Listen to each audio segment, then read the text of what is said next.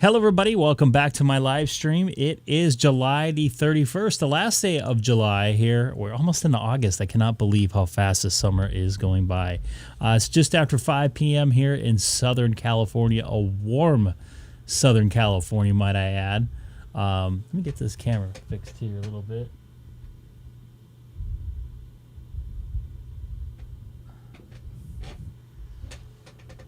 That didn't really help too much, did it? Sorry. Of course I'm live doing this, but whatever.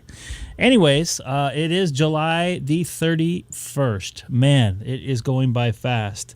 I had a few technical problems with my other computer, so I won't be able to put some on-screen stuff like I do with call signs or QRZ pages and stuff like that. But hopefully I'll get that going either by tomorrow or the next day, or my next stream, which will probably be on Thursday. But tomorrow I'll definitely probably be, hopefully I'll be on tomorrow night. But thank you for joining me tonight, or this late afternoon if you are local here to Southern California.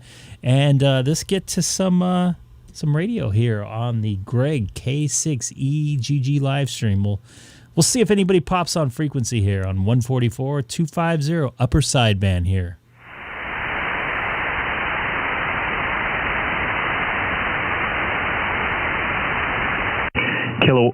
Kilowatt 6 Echo Golf monitoring 144-250 upper sideband from the beautiful city of Chino, and I'm 2 miles north. I cannot talk today. 2 miles north of the Chino airport.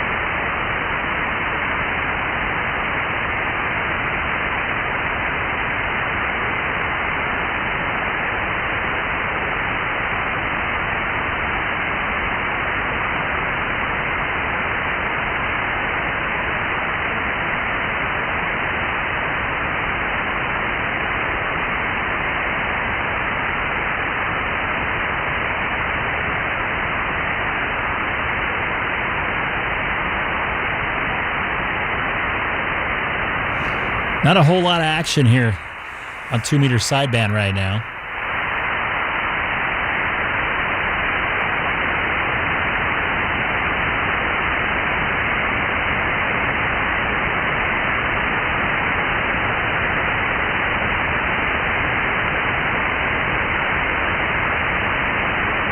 Hey, anybody watching right now, don't forget to jump into the chat, jump in and say hi.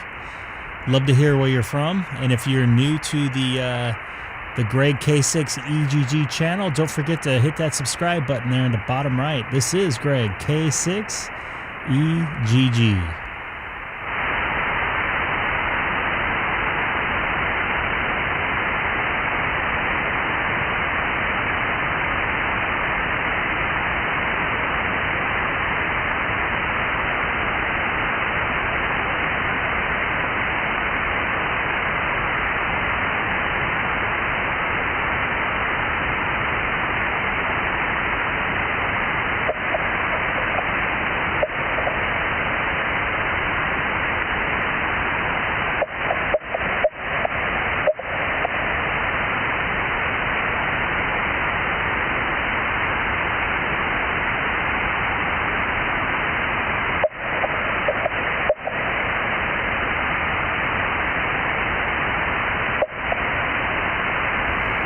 What happened there?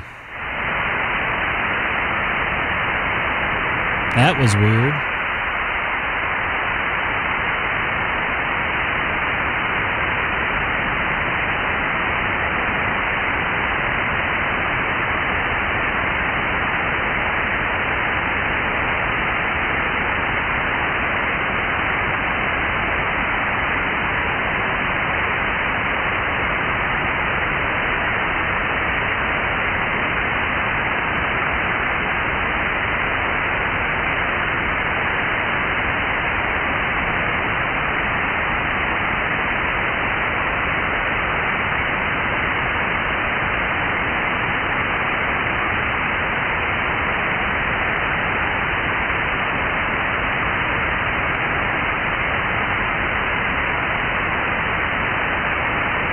Kilowatt 6 Echo Golf monitoring 144-250 upper sideband. City of Chino, 2 miles north of the Chino Airport. Anybody out there on frequency?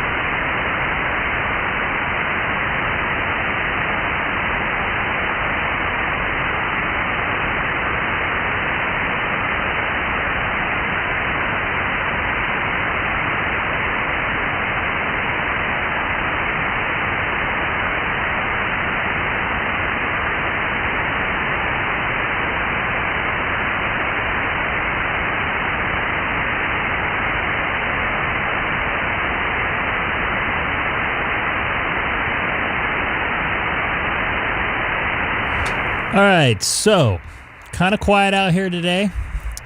I'm going to go venture on to the, what's it called, 2-meter call frequency of 144, 250. Man, I only got 3 hours of sleep last night and the night before, so I am not doing too good on my brain power right now. So I'm having a senior moment. I'm not even a senior. Go figure. Anyways, I'm going to go to 146.520. I think it's this way. Let's see if anybody's on frequency here on the Greg K6EGG live stream. Thank you for watching. Kilowatt 6 Echo Golf monitoring 146.520.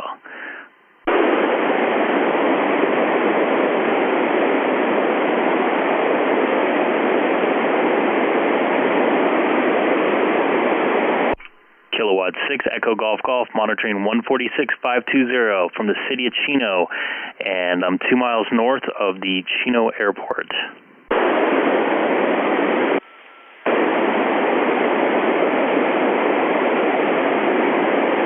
I just heard somebody booming in here.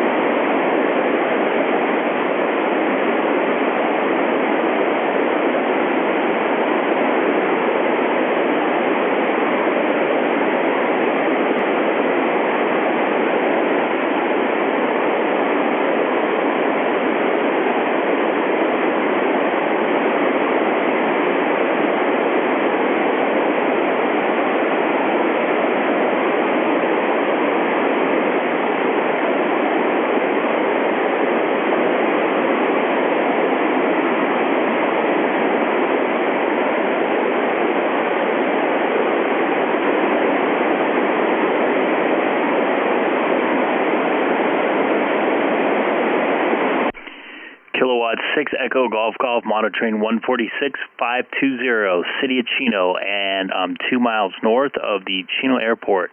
Anybody on frequency by chance? Good afternoon, Echo Golf Golf. This is Kilo 6 Foxtrot Charlie Box Springs Mountain, Riverside County. You sound loud and clear up there from Box Springs, down here in the valley in Chino. Yeah, you're loud and clear as well, Chino Station. Full quieting, good signal strength, good audio quality. So you're KK6. I'm really bad with call letters here, sorry. So KK6, what was the suffix on it? Foxtrot Charlie FCC. Hopefully you're not the FCC. Well, I am the FCC, but I have absolutely no authority. It was just the luck of the draw with the call sign. It blew my mind when I retrieved it off the FCC website. I thought it was a typo, but that's what I got. But I have absolutely no authority whatsoever. So you actually got this call letters, these call letters randomly? That's awesome. Yeah, it was really, really weird. It took me about 5 minutes to digest it mentally because it just looked so darn weird. And once I figured out that it was the luck of the draw, I went and bought a lottery ticket, figuring my luck was really good. But the lottery ticket didn't work out as well.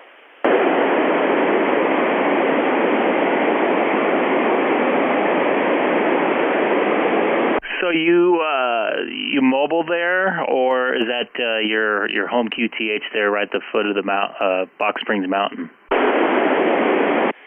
I'm on my home QTH. I am on a base station, Yaesu FT 2900, transmitting at 30 watts. I've got about 2,400 feet of elevation and a 30-foot tower. Can't remember if I mentioned solar panels, deep cycle marine batteries. It's one of my favorite toys.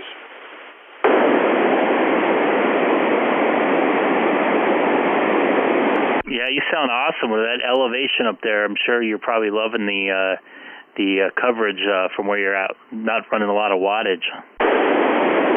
Yeah, it's pretty cool. I can cover San Diego, Catalina, Long Beach, South Bay, up to Lancaster, occasionally Big Bear. Up to 130 miles on as little as 5 watts on rare occasions, but I may take it down to 10 to see how it works. That's pretty cool stuff. I imagine you're kind of blocked for Big Bear. I'm guessing because of Box Springs, right? I'm guessing you're on either the south or the west side of Box Springs, right? Affirmative. That is the south side of Box Springs Mountain, so I am somewhat blocked to the north, but sometimes the physics of RF let it happen, not very often, but I don't understand it, but every now and then it opens up. Excellent. And just to let you know, my first personal is Greg. And pardon me, I only slept like 4 hours last night. I'm also running a YouTube page right now where I'm streaming the audio from my radio, including yourself, because I'm receiving you with my picture in the corner. So if you got a computer nearby or a cell phone, you can just drop in my call letters K6EGG live, and it should be one of the first things that pop up.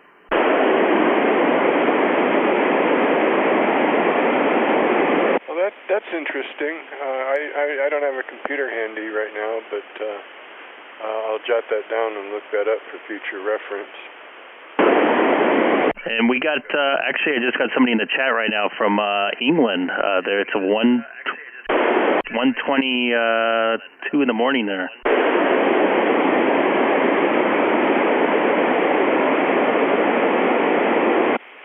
From the other side of the pond.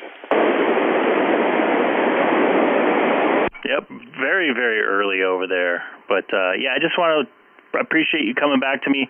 I was over on sideband. I don't know if you have sideband capabilities on VHF, but a group of us hang out there 144 250 this time up until about 10 p.m. But not too much action was going on, so I decided to slide up this way. And I appreciate you getting back to me. What was your first personal again? The name here is Jeff, Julia, Echo, Foxtrot, and I'm studying for my general, and I probably will get a full mold transceiver capable of VHF sideband soon, and I would be very, very eager to contact you on that sideband VHF frequency. But I'm looking at some Yaesu units, but it sounds like you got a bounce. Yep, I'd say probably about 90% of us have Icom 9700s on there, and there's a couple that have. That's funny anymore. My daughter right there running up on me. I think one or two of them have 991 alphas that are on frequency with us.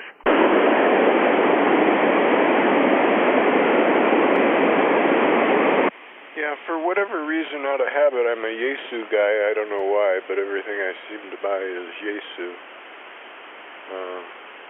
But maybe I ought to start thinking outside of the box.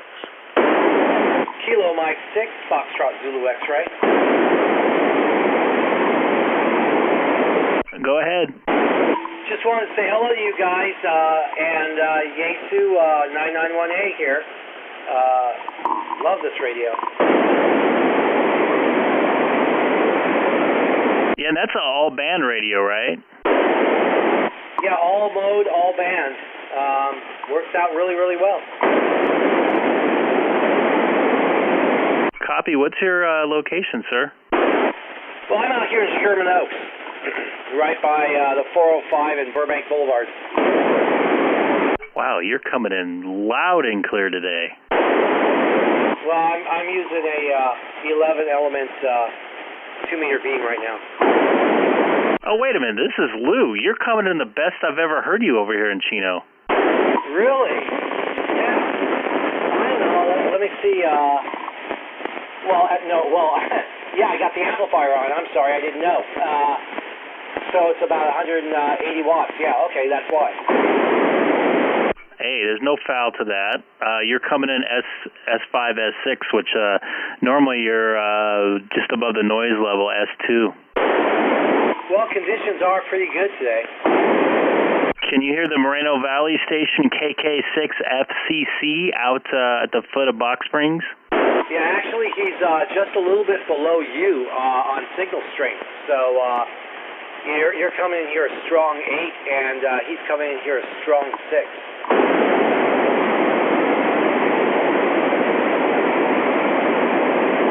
I don't know if you want to try to make the contact out there. Yeah, absolutely. Moreno Valley, come on in. KM6FCX here. Good afternoon, FCX. You're full quieting, and I believe we've spoken a couple of times. Sherman Oaks strikes me as a faraway station for VHF, and every time I drive through Sherman Oaks, I think about the distance. Yeah, 4-hour drive. You know, freeway miles. By the way, it's only anyway, good to hear you out there, sir. 65 miles, or close to 100 kilometers. Oh, good audio quality. You're sounding good out here. Well, thanks a lot. Yeah, you're really, really crisp and clear yourself, full quieting as well. So conditions are just really good. Yeah, I took it down to 10 watts, and I'm surprised I'm making it to Sherman Oaks because sometimes the only way to understand a distance is to physically drive it. And I think about the distance I drive and how far the radio waves are traveling. But what a trip. Anyways, good to hear everybody out there.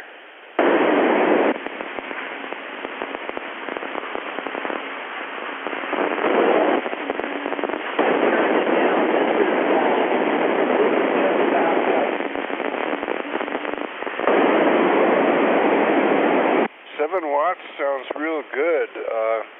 There's a little bit of, I don't know if I'm describing it correctly, a little bit of teeny bit more static or a little bit of hissing noise in the background, but I can completely understand you on 7 watts. That is amazing.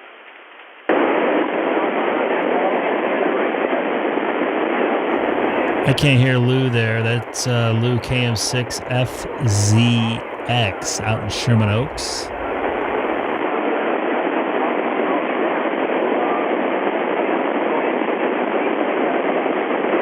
No bother. Pleasure to hear you out there. And I got some honeydews and things I got to do right now, but most excellent to hear everybody out there, and minimal wattage and good conditions.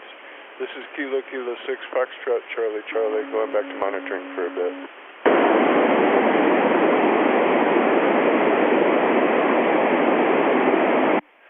K6FFC K6TX. Boy, you got to be a neighbor. Sounds like you're hiding in my backyard. Was that a station calling FCC?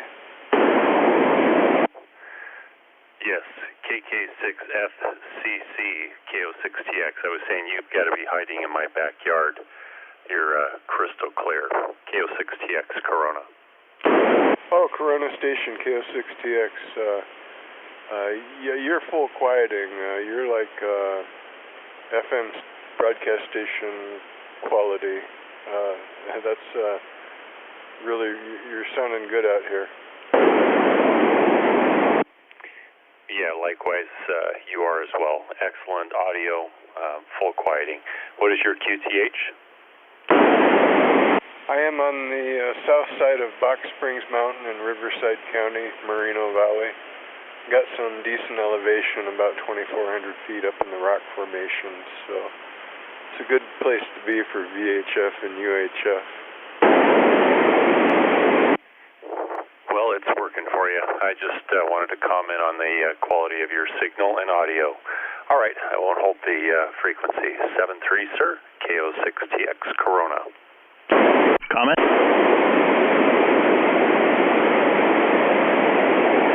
K6TX Corona, do you have a copy on Greg K6EGG Chino? Yeah, Greg, you're also full quieting, full smash, sounding great in Corona. Yeah, you're S9 Plus here, booming in the Chino. Are you on a base station? Yeah, that's correct. Base station with a small ground plane about 35 feet up from ground level. I'm sitting at about 1,500 feet elevation, and right now we're doing 25 watts. Excellent. You sound really good. I'm about 30 or so feet above the ground, running about 205 right now, at least out of the amplifier, but I got a long coax run. And I'm also streaming on YouTube if you have a computer or some sort of mobile device nearby. If you're interested to see how you sound, just type in my call letters into the YouTube search engine K6EGG. All right, great. I got that. I will check that out. K6EGG from K6TX, and there was another braking station in there. Greg, I'll let you go ahead and sign and toss it over to the brake.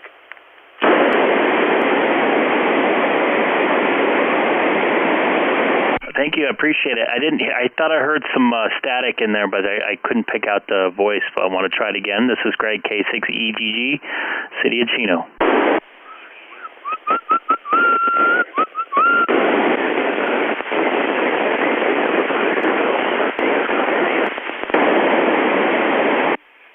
Corona is copying Victorville loud and clear. You're about an S7, good audio, and no trouble with the contact. K6TX. I'll throw it over to K6EGG in Chino, see if he's copying Victorville. Victorville station, I didn't catch the call letters. This is Greg, K6EGG, City of Chino. You want to try it again? Got a lot of noise. Don't have a direct path up to you, but just give it a try. See if I got you.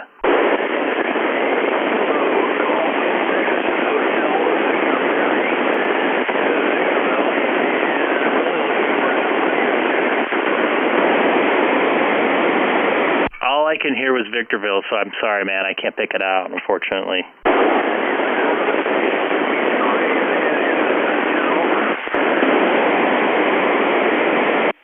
Okay, let's see if I've got it here.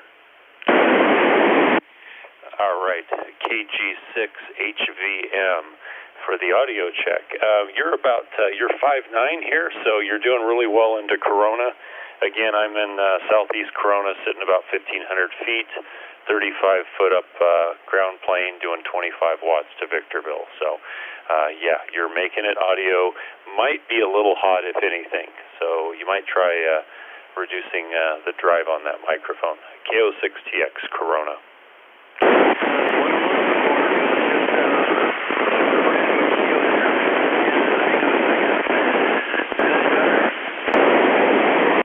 Yes, that was improved.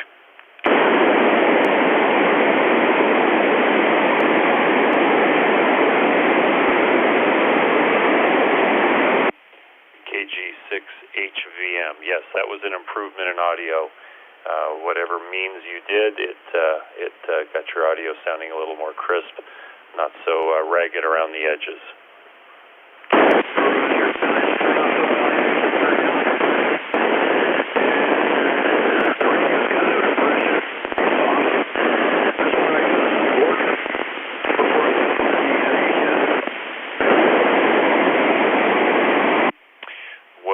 Get some. Let's see. I don't know what the HF bands are doing today, but I wish you luck, sir. And stay cool and hydrated up there in Victorville. It's a warm one. KG6HV. It's nice to hear some action here on 2-meter call frequency.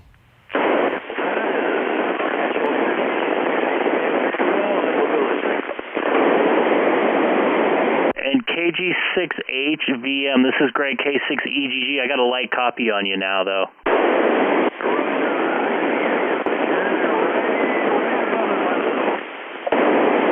Yeah, just a little bit scratchy, the audio scratchy. Just a lot of dirt in between us.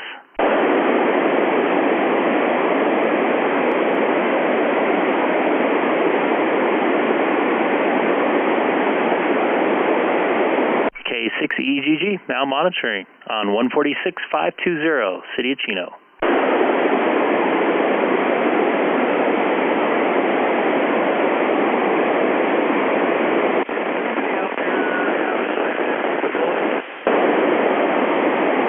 Sideband capability. We normally go on 144.250 if you want to meet over there. 144.250. QSY K6EGG 144.250.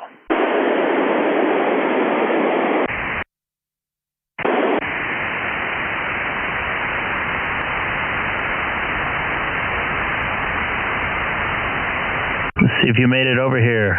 Doug, KG6HFM for Greg, K6EGG. Yes, this is KG6EGM. You want to give me a quick little 10 count so I get you dialed in? Gotcha. 1, 2, 3, 4, 5, 6, 7, 8, 9, 10. Excellent. I got you in there now. Yeah, I think I might have talked to you a while back. You sound familiar. Your call sign sounds familiar. That's possible. I get out there when I can, but believe it or not, you are my first sideband contact since I've had this radio, and it's been a while. Excellent. Well, I want to invite you on a couple different things. Number one, a group of us hang out here on this very frequency starting about now to about 10 p.m. Almost every night. Good group of guys. There's a guy out by you, AJ60, Curtis. I don't know if you've talked to him on the regular 2-meter call frequency, but I'm also streaming on YouTube if you're interested to see how you sound by typing in my call letters into the YouTube search engine K6EGG. Well, I got my computer up and running. I guess I could give it a shot. Yeah, give it a shot. You could take a listen to see how you sound. That's kind of the reason why I have it there. Kind of like a little SDR. Okay, so what am I looking for now? I'm actually on YouTube. Just type in my call letters, K6EGG, and the live stream should pop up, one of the first things. A second.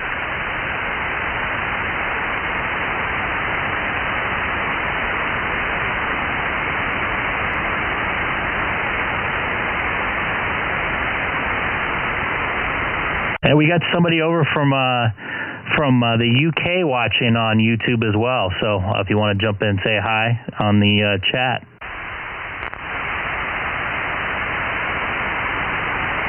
Hang on, I'm still navigating. No problem.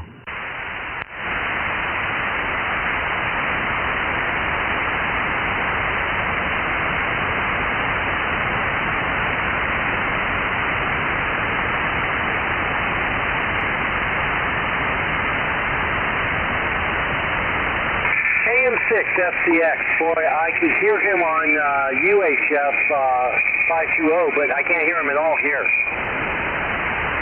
That's interesting. I could barely hear him on VHF FM, but I can hear him here fine.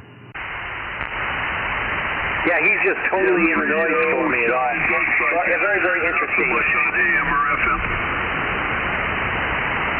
You guys doubled. Go ahead, Victorville. Now this radio, it just seems to work a lot better on sideband.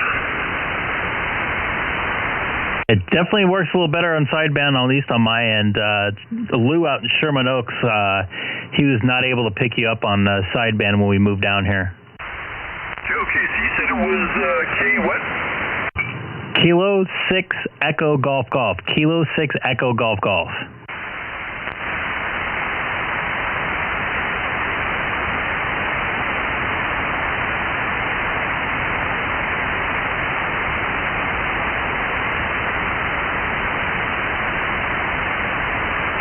Okay, so what I'm looking at is Kilo 6 Echo Golf Golf Live, 73121 streaming.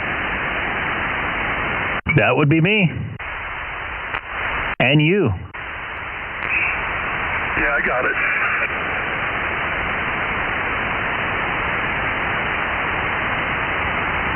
So that way you have an idea how you sound. You may have to, some of the guys use the DVR function down there at the bottom, and they will go ahead and talk and then just kind of roll back the video a little bit so they can hear themselves. A lot of it, I mainly had this on here because a lot of guys are making a lot of audio adjustments. I know, I think it was the station out in Corona, K6EGG was mentioning your audio was a little bit overdriven. So that's kind of the reason why, so people can kind of listen in and see how they actually sound for themselves and make an adjustment. Roger. The reason I'm asking is I just hooked up a E-band equalizer, and I'm using the stock settings, or at least the recommended ones, and I'm just trying to tweak it. Yeah, you sound pretty good. I think I got you're a little tiny bit off frequency for me. You're about 6 kcs off, but you sound very, very loud and very clear. Roger. Well, at least it's working. Yeah, if I don't know if you are on at night or anything like that. Pretty much every night we're around here on this frequency about this time till about 10 p.m. And I don't know if you know about there's a Bozo net on 144.240 on Sunday and Wednesday nights on upper sideband. On VHF here, so there's a little check-in. That way you have a pretty good idea. You can hear the people checking in, how far away you can hear stations and stuff like that. Well, I've never heard of it, but if you guys don't mind, I'd like to hang out with you. So everybody's welcome. We got Blue up there in Sherman Oaks. We've had stations coming in from San Diego on this frequency. All the way, a lot of the guys that are down in Long Beach, Cerritos, Cypress. I'm in Chino. There's somebody in Norco. One in couple in Riverside and stuff like that. So, yeah, there's a bunch of us out here that pop in and out throughout the week. Roger. Well, Alrighty. We have it's kind of like a non-formal round table. We don't call anybody, whatever. It's your turn type deal. Just jump in, say comment if you want to jump in. That's very, we don't shy away from any of that stuff. I'll do it. I'll keep it on. And do me a favor, don't forget to hit that subscribe button if you have an account with YouTube as well. Actually, I do. So, yeah, give me a second. I'll do it right now.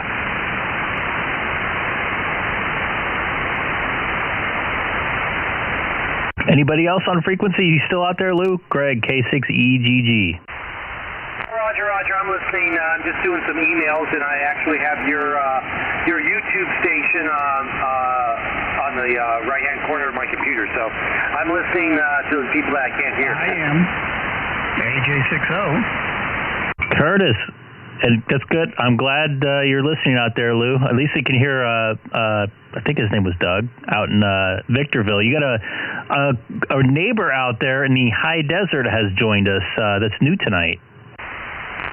Yeah. Oh, really? And who's that?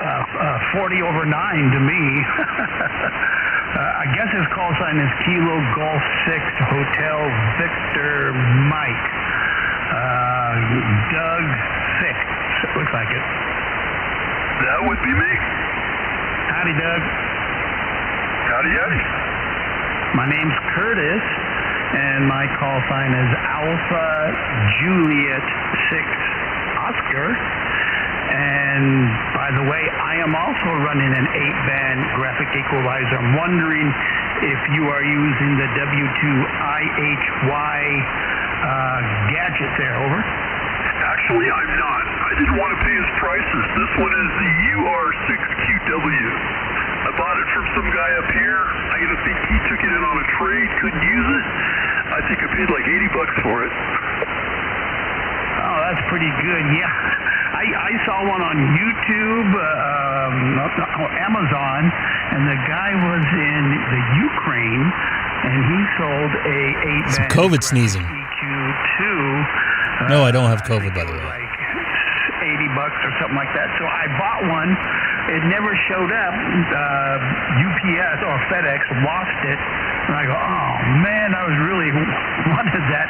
And then I decided, I'll just pay the price and I'll get the W2IHY 8-band. And so I got two of them. I got the ones probably similar to the one you have, and this other one. So I don't know what I'm going to do with it. I do have other radios. I might hook it up to another 2-meter radio I have. Well, I think mine goes up to, I think it's 6 dB both ways. I think yours goes to 8 or 10. But, I've wanted one. I tried to get a couple off of QRZ. They both sold. So I saw this out there, and it's like, I'll take it. Yeah, and it takes a while to get it all figured out. The one I have, it goes plus or minus 16 dB, so it goes pretty high. Plus it has a built-in noise gate. Once in a while I turn it on, so it's definitely worth it. I am using an Electro Voice RE320. And it sounds good in my headphones. I just don't know what it sounds like. Other people hearing it, they say it sounds good, so I'm just trusting them. Well, that's where I'm at now. That's why I jumped in to see if I could talk to you guys. I just want to know where it's at, because this one's got a little blue light that flashes, says overload, and no matter how low I turn it, it still comes on. So I just wanted to see where I was at. Yeah, mine has a little red light that turns on whenever I overdrive it. So if I just talk my normal voice, it never comes on. But sometimes I get a little excited and I talk a little bit louder than I should. So I'm curious, what kind of radio are you using? This one here is a Icom 9100 multi-bander. Okay, yeah, it sounds good. Yeah, that's a very good radio. I'm using the IC-9700, and so is Greg, K6EGG, and I think probably most of the people that you'll hear on here on sideband, we all started out with having, a few had the 9700, a few did not, and now it seems like most of the people you hear on here, they all went to the 9700. Yeah, that's if you can even get one. Everything's on back order nowadays. Yeah, I've had mine just a little over a year. When I bought it, I bought it from HRO, and they said they were out of stock. They didn't know when they're going to get any more in, and it took over a month to get it. But it was well worth the wait. No, it looks like a nice radio. It's probably too much radio for me. Actually, this one's too much radio for me, but this was just one of those things I thought I needed. So I'm assuming, I think the 9100 does 100 watts, right, on sideband? Yeah, in HF and VHF it's 100 watts. UHF is 75. And then it does 10 watts on, I do have the 1.2 gigahertz module in there. Oh, cool. Because I just put up a 1.2 gigahertz vertical antenna, and I'm looking for... Curtis is loving this. One person, and his call sign was K6EGG. That's awesome. FR. He lives in Phelan, so he's about 25 miles from me, and plus I can get into the D-Star repeater on Keller Peak on 1.2 gigahertz. So you need to get yourself an antenna to put up. So I've got one. I've got a nice Comet tribander. I think on 1.2 gigahertz. It's got about 12 dB gain. That's pretty good. We should try to make a contact sometime, because other than that, you don't hear too many people on there. No, I've actually heard two guys. It was obviously a repeater. I don't know where it was coming from, but it's a closed system, so I didn't want to make a shout out. Yeah, that's pretty cool. Pretty good there, Doug. Well, yeah, we come on out here. There's usually somebody out here almost every night. Plus, there's another frequency that from Monday through Friday, there's about 8 to 10 guys that get on 144.215. They live up here in the high desert, and they talk to 2 or 3 guys that work down the hill. They're not retired, so they have to go to work. So they talk to them on 2-meter sideband.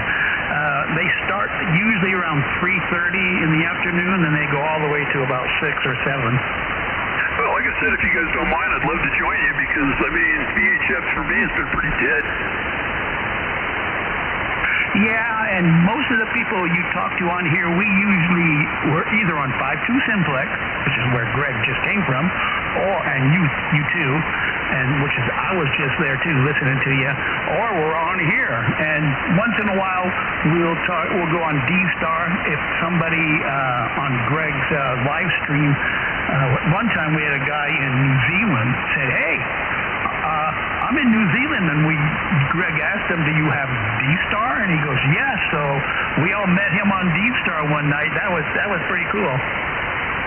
Yeah, I've only made one contact on D-Star. I don't know about your radios, but this one, I needed the software to set it up. Speaking of the chat, who's all watching tonight here on the Greg K6EGG live stream? Jump in, say hi in the chat. We know Lou's watching. I think Curtis is probably out there watching, but he is too busy talking. Feel free to jump in, say hi. I would love to know where you're at. And if you're new to the channel, don't forget to hit that subscribe button. I'm on a couple nights a week. I'll be busy. I'll be on tomorrow night and hopefully Thursday night as well. Try to come on as much as I can, depending on the time with work. This week's been kind of crazy, but hopefully in the next week or two it'll calm down again. But actually, I'm pretty glad to be working, because I was off work for about 6 months last year. So anyways, jump in, say hi.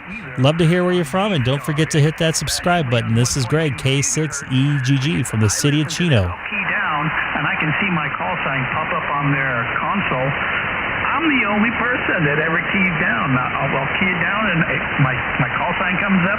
The next morning, I'll get on there. Has there anybody else keyed the D-Star repeater on 1.2 gigahertz? No, it's just me. So I'm glad that you are a person that I might be able to make another contact at 1.2 gigahertz. Yeah, just let me know. I'll fire it up. I've never made a contact on it myself. It came with the radio, but again, it was just one of those things I thought I needed. Okay, yeah, it just, it came with the 9700 too, and I'm thinking, okay, well, this radio has it built in, I should, at least buy an antenna and put one up just to see if there's any activity out there. So I just recently, in the last week, put up a vertical, and yeah, it's pretty dead, but I can see how it could come alive since, there's a lot of people that have the 9700, they just haven't put antennas up for them. Right. Well, I had a dual band antenna because my first radio it started out with was the 7100, which I liked because it was just a small unit. And then again, this just came about, and it's like, yeah, I'll take it. Well, that's a good choice, and you just happened to wind up on the right frequency on 5.2, and now you're on. We sometimes we call ourselves the hobo net, which we're not hobos, but it's just a play on words because there is a real bozo net that's on this, not this frequency, but 144.240 twice a week. And so most of the people here, we check in there. There's not a whole lot to do. You just check in, you say hi, temperature, say hot, and a couple words, then you goodbye. But on this one, you can actually talk for hours on end if you got something to say. Understood. Like I said, I will keep it on tonight. See what's up. Okay, Doug, I'm going to step aside and let's see if somebody else out there. I know Fred. There's another guy who gets out here all the time, Fred, KN6OS. And once you get him started, he don't stop. And he will help you a lot when it comes to antennas because that's his life goal, is to help everybody be grounded and get their antennas working just right. So anyway, back to you, Greg. I got to get this other guy's call sign because I don't got it memorized. KG6HVMAJ60. Go ahead and take it, Greg. Yeah, just for the record, I am not grounded, but that's okay. My station still seems to be working here. Yeah, it's great to have you aboard there. Yeah, VHF's been kind of dead lately. Actually, radio, after what's it called, the field day, I noticed it's been kind of quiet, but I'm guessing a lot of people don't want to hang out in their shacks in this dreadful heat, especially you guys being up the hill. I think it's probably still over 100 right now, and a lot of guys are on vacation. I know Keith, he's a normal guy on the frequency, K6EGG. I think he might be watching right now or listening on YouTube, but yeah, it's great to have you aboard. We always try to encourage people coming out. That's another reason why I have my YouTube page going, is to encourage a little bit of sideband action and regular antenna action on VHF. Roger. Well, like I said, you guys are my first contacts ever on sideband. Beautiful. It's documented. It's archived now, too, digitally.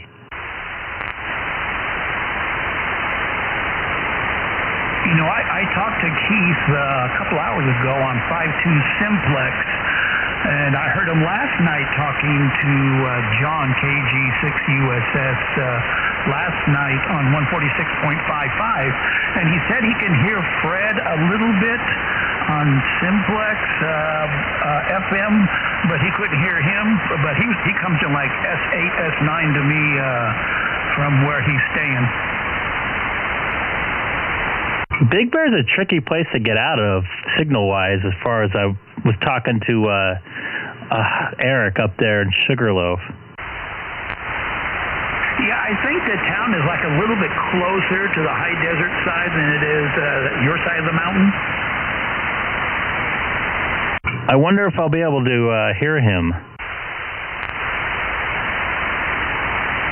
Yeah, he was wondering, if anybody would be able to hear him when he checks into the Bozo tomorrow. And I thought, well, as strong as he's coming into me, they should have no problem.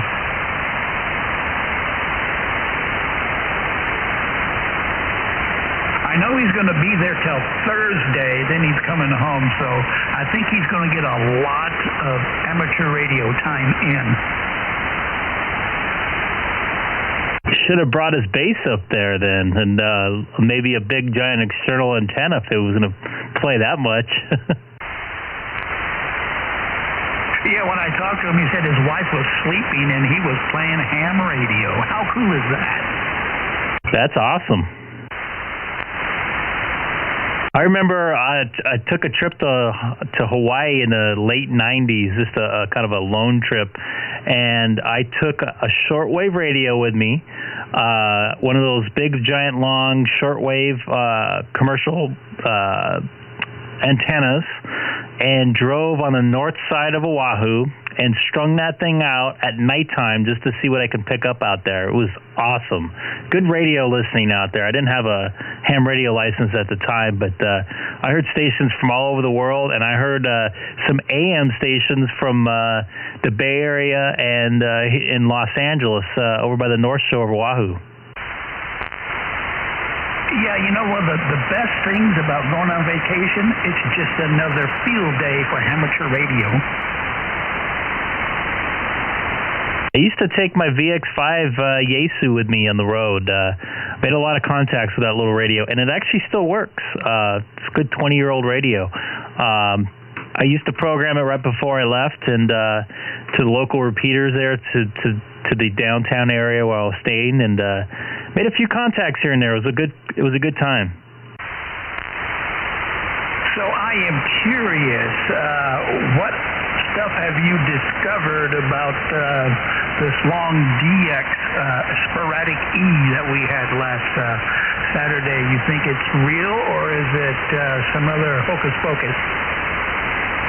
Man, I wish I can. I know you watch the stream right now. I wish I can. I had my other computer with me, but my power supply failed for it. I use that to put stuff up on the screen. But one of the guys the other night from San Diego, YouTube ham radio guys, put up a very detailed description of what he thought that happened, and with the sporadic E stuff like that. You know, what were the possibilities of that happening on FM, VHF, so on and so forth. And he also played a clip at the very end. Before I thought I heard him say what I was going to say right now, I was about 80-20 that it could have happened. But after, I was thinking more towards 40%.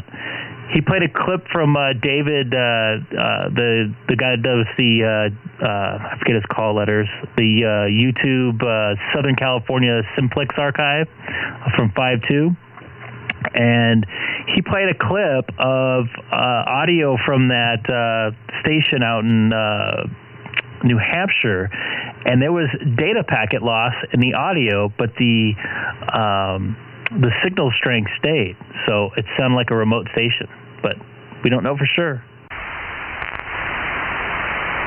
You know, it was interesting because the night that you were watching that video, I just happened to come on the stream right at when you started watching it, and I don't think you knew it or not, but you must have had, must not have one of your faders all the way one direction or the other, and you can hear the audio coming back through your stream of the video you were watching. You go, oh, that sounds interesting. So I saw the link that you put up, so I went there and I watched it too. That's pretty cool. I'm curious, can I paste a link on the live chat? Will that work on your live stream? Absolutely will. I have that all open for that, just for that reason. Okay, I'm going to try and paste this thing because I found some more information on YouTube or some website or something, and the guy talks about the type of effects you should be hearing when you're talking to a station that far away. There really should be some like fluttering and going in and out of phase when it's that. But I'll let you read it. I just put it up on your chat. And you know, the first night prior to I forget the guy, K6EGG, I think. You watched the other night. He put the video out. Prior to that, I mentioned that was the one thing that that had me in my head, that I had in my head, pardon me, that I thought that was strange, that there's no phasing, no signal moving up and down, meaning audio-wise. Because even on sideband here, when I'm talking to you, and I was talking to Doug there, I can hear the phasing going in and out with conditions changing. So I heard zero of that on that stream. Now, I'm not saying this guy was BSing, because someone could have put a note out there to mess with him. So who knows? Yeah, I was going to mention that too, because sometimes when I'm talking to you or some of the guys down the hill, I can see the signal jump up and down and flutter a little bit of multipath type of thing. But that recording, it was like solid. I mean, it was solid. So, I don't know if it's true or not. I want it to be true, just like everybody else, because that would be like a world record. You get a gold, like the Olympics thing for that far away.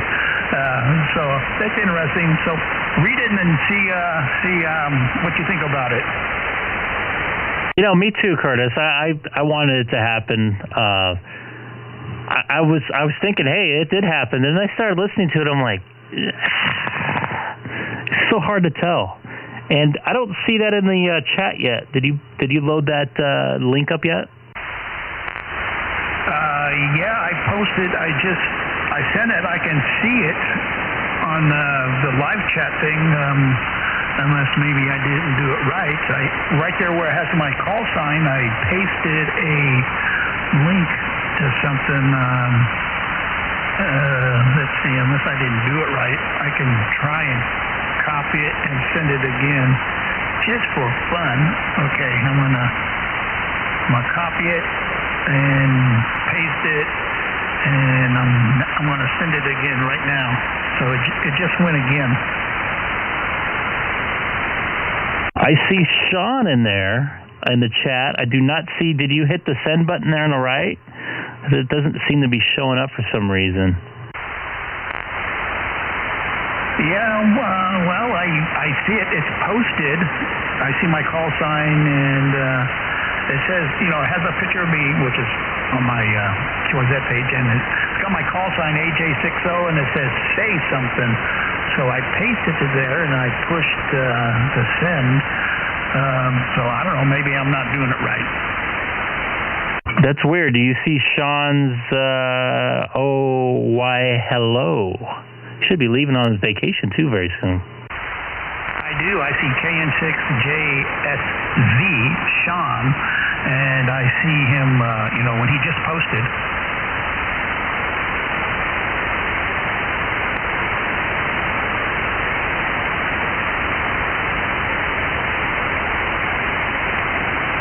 Yeah, that's weird. It's not showing up for some reason.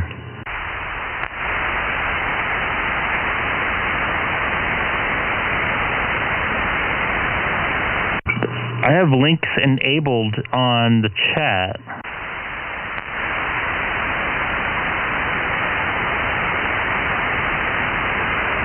I just typed test and sent it. Did you see that? I do see that, yeah.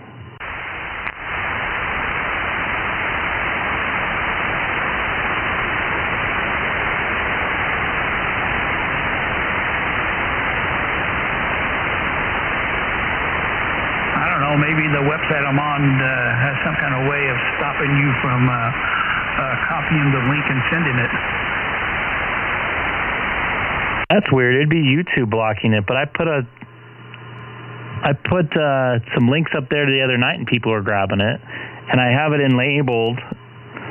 Let me make you an admin and see if that makes a difference.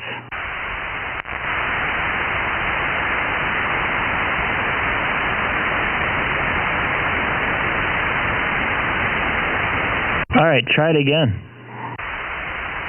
Okay, here we go.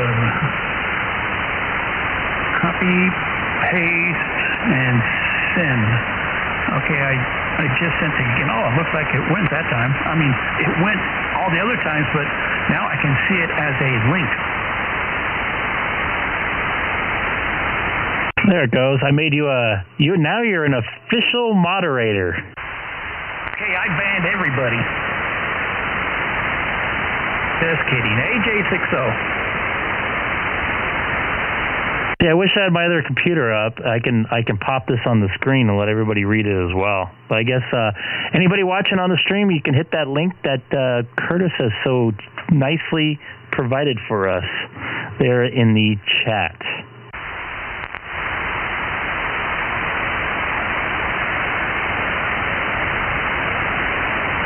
Yeah, on the link there, it says the best way to identify any sporadic E is to have an FM radio tuned to a radio station that you know you should not be getting that's like back east somewhere. And whenever you hear them coming in strong, then you know that sporadic E is working. Of course, we got more technical tools like that one website that lets you know how the band is doing on whatever frequency. Yeah, see, that's another thing, Curtis. I'm glad you brought that up, because anybody that was talking on 520 in New Hampshire should have been booming in just as good as that dude. Oh, absolutely, yeah. And, you know, you would think the guy that recorded it, I mean, he could not hear any of the other stations that were talking to him, and he really wasn't, I mean, he wasn't real close, but he wasn't really that far away.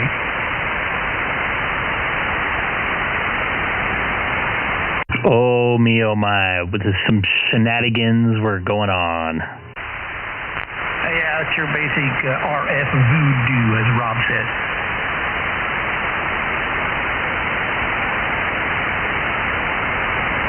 I would just like to know how they pulled that off. If Bill, the person that was in New Hampshire, had no idea about it, because I don't want to mess with his credibility. But someone could have thrown a micro note somewhere out there, and I don't know. You know what I mean? Yeah, I don't think he would do that on purpose, because he's a big contester, and he's got all kinds of awards. I don't think he would do that. But you know, on 5.2 Simplex, every once in a while, of course I haven't heard it lately, but I have talked to somebody put up a remote base somewhere above Wrightwood, and they were streaming it out on 146.52, and I would talk to people and say, hey, AJ60, you're like 20 over 9 over here in, you know, someplace that's no way I can be that loud, you know, and then we come to find out somebody put up some kind of a node or a remote base, and we found out what the input frequency was, but we couldn't, and we tried to figure out what the PL was or the digital code, never could figure it out. That'd be a lot of hunting around to get that digital DSC code. Yeah, and the 9700, you know, once you have somebody talking on it, you can push the button to, you know, and it'll search through it and try to find it. And I couldn't find it at all. So, but I haven't heard that lately.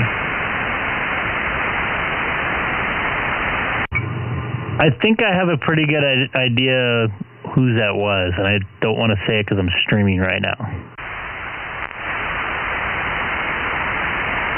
Yeah, and I haven't heard it in I don't know, about 2 or 3 months. So whoever it was, I don't think they're doing it now.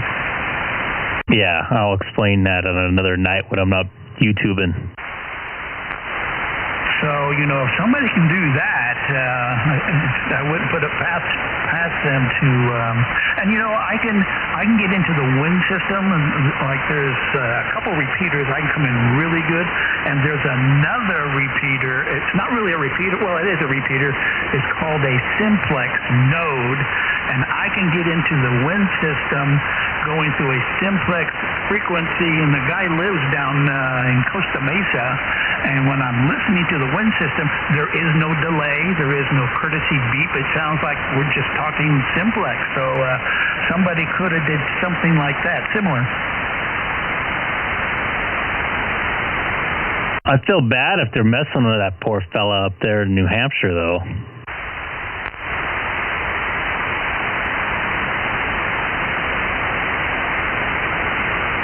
Yeah, well, you know, it's the age in which we live. You can steal people's money out of their bank, get their ID, get all kinds of weird stuff. So if you really want to cause havoc, I can see how you can do that. Yeah, I had enough stuff stolen, including my Facebook profile, my unemployment last year, all kinds of stuff. Yeah, I've had that happen once, but I learned my lesson. I run, virus scanner stuff on all my computers. I don't ever go online unless I have some kind of protection.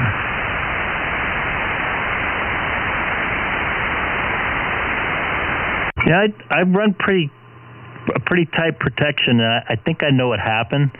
I wasn't running my VPN at work, and I think someone snagged it off the network that I was on at work. So, because later that night, that's when I started losing stuff on my accounts. I've seen that commercial on YouTube about NordVPN. And, I guess it's guaranteed to protect you no matter, what happens. And I'm thinking, well, I think it's located in Russia. I think that's where the company exists. Of course, they got servers all over the world. And I'm thinking, I don't know if I really want to trust a company that's Russian to keep me protected. Any comment? Go ahead. I actually use NordVPN, and it really does do what they say it's going to do. Oh, yeah, I believe it.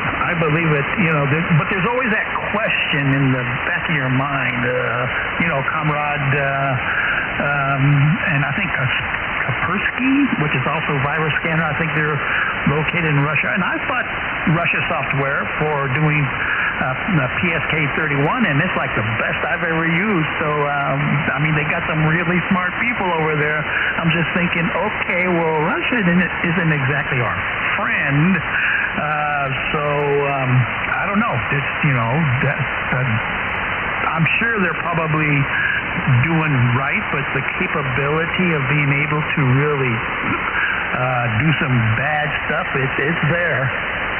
Well, I'm sure it is, but so far it's worked out for me because, let's just say I collect movies. I run a server. Yeah, movies are, back in my earlier days, I had, literally thousands of movies that I would, let's just say I wouldn't legally get them, but I found ways to get them. And since then, I don't have that anymore. I don't do that because technology is too smart. You can get caught real easy. Yeah, but a VPN is just an extra layer of protection, just in case.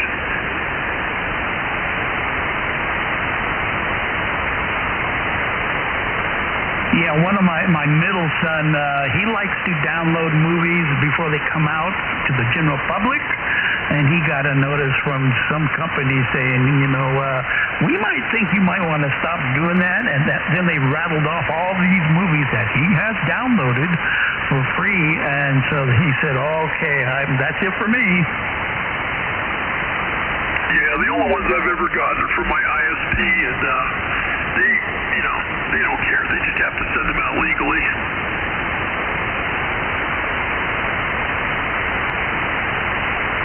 Yeah, so nowadays I buy my own, movies, and my son puts them up on Vudu. I think it's Vudu or something like that, where you get the digital copy, and that's a good way to watch movies. The days of putting disc in, I think they're probably going to come to an end pretty soon. Everything's going to be streaming. Roger. All right, well, my wife just called me, and dinner is ready, so I'm going to leave the radio on. I will say hi later if anybody's out there, and I'll catch you guys later. K6EGG, Victorville, and I'll be out. Okay, Doug. Yeah, I've already had my dinner, so I'm good to go. Talk to you later, my friend. KG6H Victor Mike AJ60. Take care, Doug. K6EGG, City of Chino for KJ6HVM out in Victorville. Have a good dinner. I wish I was eating. I'm skipping dinner tonight. I had a very, very late night and a very early morning, so I ate a big breakfast.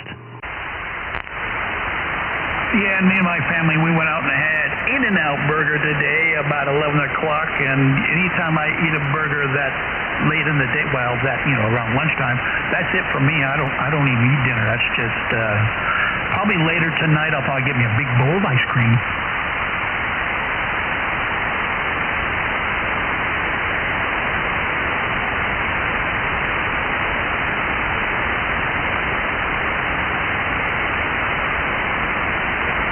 Bowl of ice cream sounds delicious right now.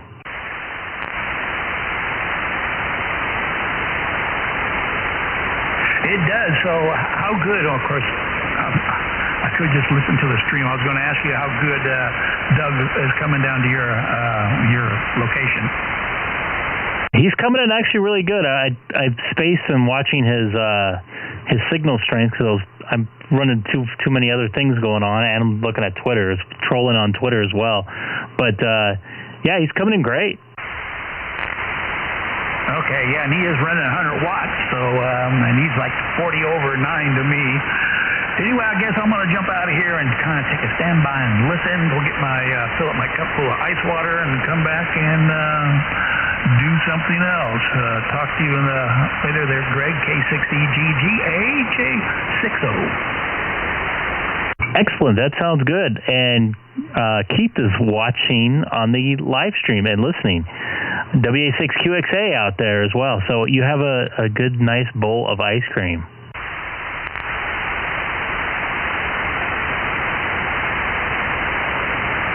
Keith, you going to try to get on frequency? This is Greg, K6EGG for ID.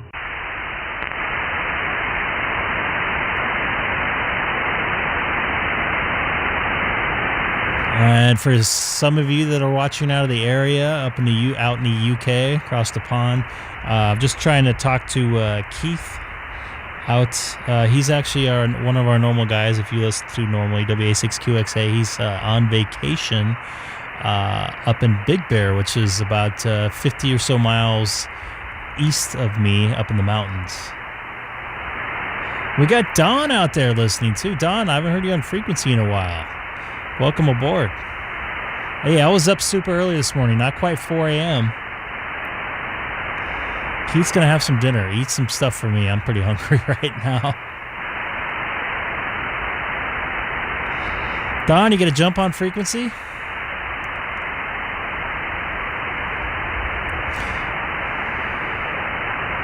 Anybody else in the chat, feel free to jump in and say hi. We said we had about 8 or so, 10 viewers. 10 viewers right now. So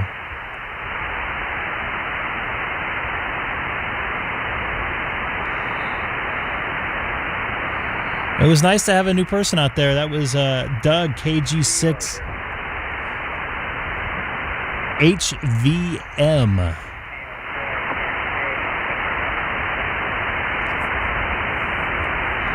I hear somebody else, somebody on frequency there. Say again, this is Greg, K6EGG.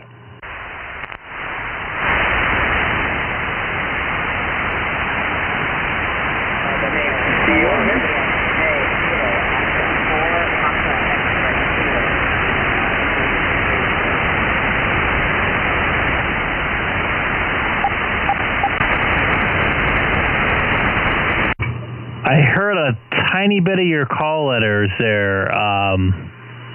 Want to try again?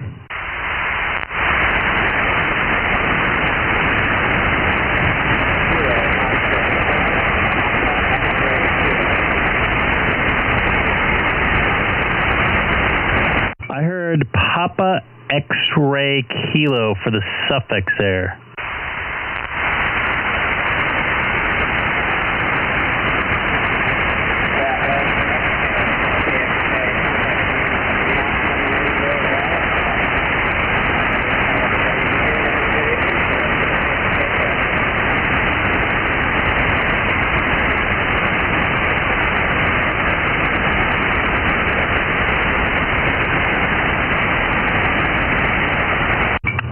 I don't know if you can hear me. If you have an ability to jump on YouTube I cannot.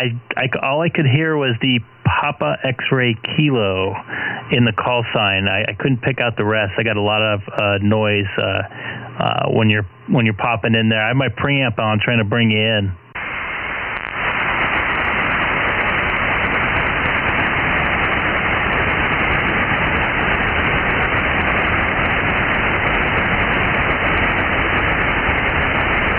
Can anybody on frequency pull him in at all? This is Greg, K6EGG. If you can hear me, go to YouTube, type in my call letters, Kilo 6 Echo Golf Golf, Kilo 6 Echo Golf Golf, and type in your call letters. Let me know where you're at if you can. I'm streaming live right now on YouTube.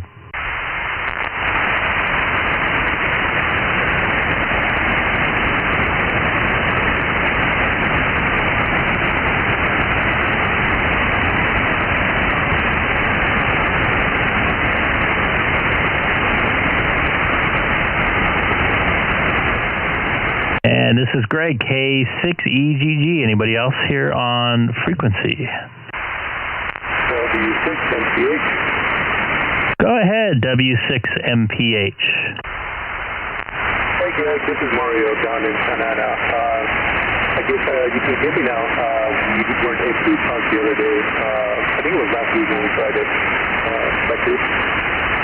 Yeah, I got you, I wouldn't say loud and clear, but I definitely hear you a lot better. What did you do to change your station? I actually ended up getting a 70-watt amplifier to be able to put out more power out.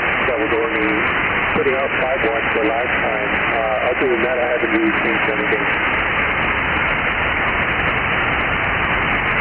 Well, it definitely made the difference there. Yeah, I was talking to Fred yesterday because I actually today's the second day that I had this app, and seems to be working pretty good. So we're actually able to hear me in your Belinda as well, so I'm glad that at least that helps a bit.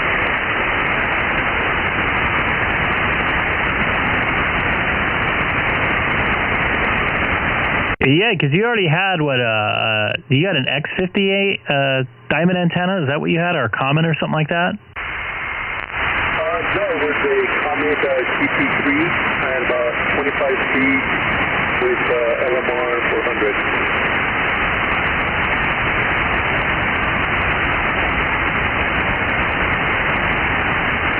Well, I tell you what, that made the difference of coming in here, that's for sure. I'm going to try to turn off my preamp and see if I can still bring you in. Give her a whirl, Mario. Hey, how do I sound now? Am I still copyable? Yeah, you're still copyable. I got about an S1 on you. Okay, roger. Yeah, I'll probably need to work a little bit more on my station. Like I said, I have a power line running north-south, so it's kind of blocked on my RF heading east.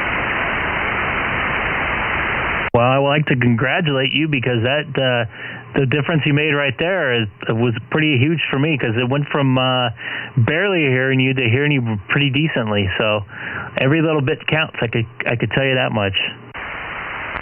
Yeah, definitely, because you're coming in pretty loud.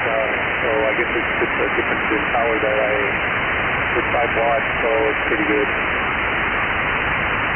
Yeah, I'm running over 200 watts, or actually on sideband I'm running about 190 watts right now. Yeah, definitely a lot more than I am. So, but no, I'm going to be working more on the station. I'm actually going to be switching out the GPC with a dual band YAG user within the next week or so. You going to have a rotor on it? Yeah, I picked up a used rotor on eBay that should be here next week sometime, and I'll be looking at that and then putting that up in the air and trying to see how it works. Excellent. That's a good deal, man. Well, you made definitely some good improvements, and having that beam on there, it would be even better. You might be able to get some distant stations. How long were you listening for? Were you hearing Curtis out there before when I was talking to him? I think it was about 5 minutes or so. I think he was talking about the strategy website that the settlement posted. Other than that, I just kind of started in. I was actually looking at another live video, and then I saw you went live. So I finished that one and then switched over to your channel. Excellent. Well, on your radio, were you able to hear Curtis and Doug, K6EGG? They were kind of both in the same area up there in the high desert. Curtis is in Apple Valley, and I think Doug's in Victorville, probably, I think, by 5-10 miles away. No, unfortunately I wasn't. I did hear somebody kind of in the noise, but wasn't eligible at all, so I didn't hear anything they said. Bummer. Hopefully maybe if you can move that antenna or something, or get it up a little tiny bit, that might make the difference. I know Fred was helping out his buddy Ron out in east of Temecula, and he like moved his antenna like 3 or 4 feet, and it like made a huge difference. Yeah, I'll have to take a look at it. The antenna's mounted on the roof, so it's on exhaust pipe air vent, so I only have one, so I may have to do something else with it. But like I said, I'm going to be syncing it out for Yagi, so should be here within the next week or so. So I'm not in no rush to get it done. Not yet. I totally understand. It's good to hear you, man. Yeah, definitely good to hear you, and glad that I'm here being heard, which is what really counts.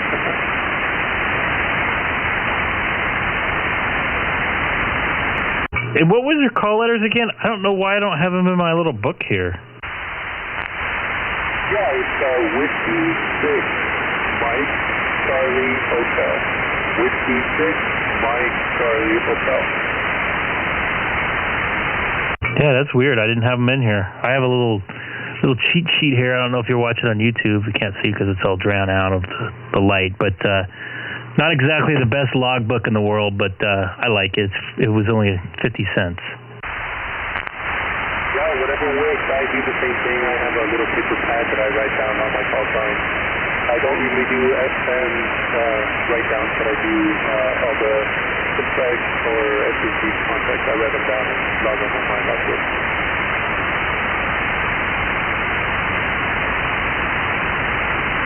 Excellent. Cool deal. Let's see if anybody else is on frequency. Maybe you can hear them as well. See if you can make a little further contact. This is Greg, K6EGG. Anybody out on frequency can hear, this is me, Greg, and Mario, W6MCH.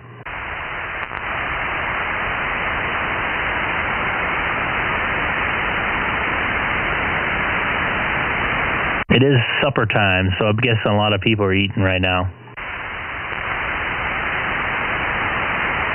No worries. Pretty much through the whole night, so, but I'll be getting supper here in a little bit anyway. So if you want to check in and say hello, and try to see if you can maybe be able to copy buy burritos on where you're at. Excellent. Yeah, I'll probably be on tomorrow night too. I won't be on for a couple days after that. I'm going to take a quick standby while you grab something to eat. I think you said you're going to grab it here in a few minutes. I'm going to go take care of some stuff around the house real quick, and then settle in for the evening of streaming and talking on the radio. But I'm going to leave the stream going right now. So if you want to make some audio adjustments, you can take a listen to the stream. Okay, Greg. Well, thank you very much. And for now, I'll stand by as well. So say W6MCH on standby. Copy that. K6EGG. I'll be back in just a few minutes on the radio. For those watching on the stream will continue going. You will be here. Who is that? I will be here. Thanks, Don. Thanks for jumping in, man. Hey, did you work the Angel game today? I was there, yes. I'm the Western Angels. Oh, you were out there too? I was watching the last 2 or 3 innings from home. Excellent. Yeah, it was a tad bit warm there. There was a decent side crowd there. It was, I think, 29,000, something like that. Well, it didn't look too much on TV, but I think everybody moved over to the shade. There's a lot of people hanging out in the concourse, I can tell you that much, because it was busy through there. That's kind of hot, but glad you made it through the day, Greg. Yep. Luckily, I was inside most of the time in the booth, but I'll be back in a few. This is Greg, K6EGG from the city of Chino. I'll be back. See you. Stand by.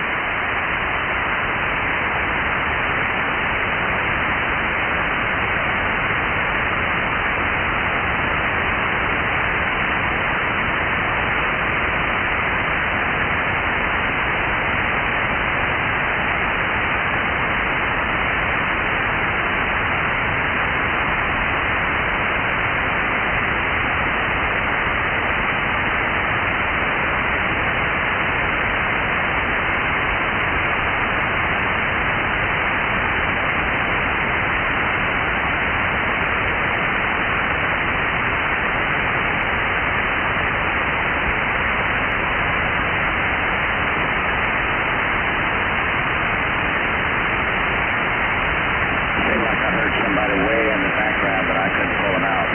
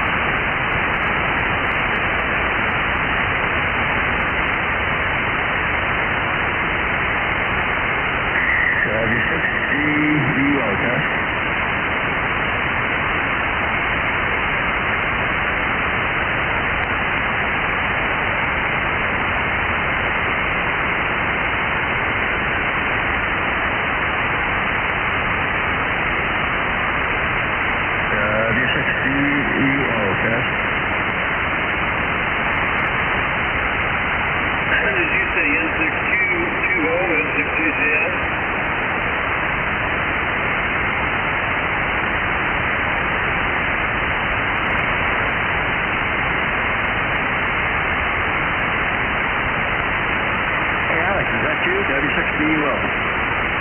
Yeah. W6DUO. It's late. I had the stream on and I was trying to get on the same frequency, but I couldn't hear myself, so I'm probably not getting that far. Well, you look like you were about 25 cycles low here.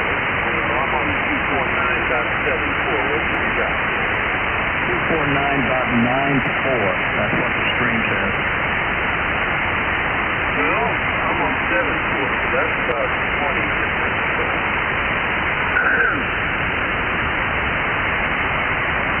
Sound normal. So do you. Can't be sounding normal. Oh, you could. That's another story, right? Well, you can sound fantastic. Yeah, I could. Well, that would be fun. Right. Have you heard from your buddy Fred lately? Don't worry, he's around somewhere.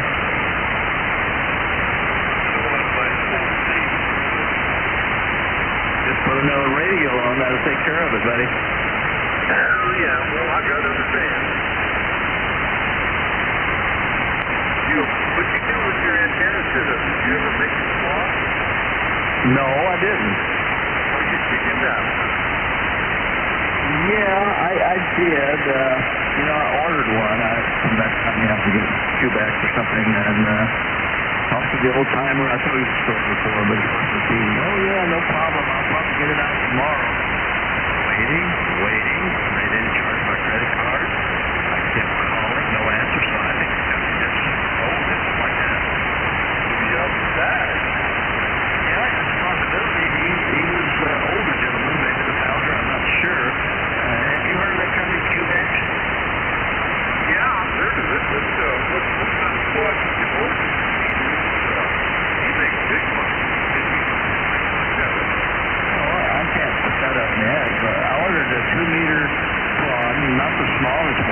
you know, the one maybe 10 feet long or something.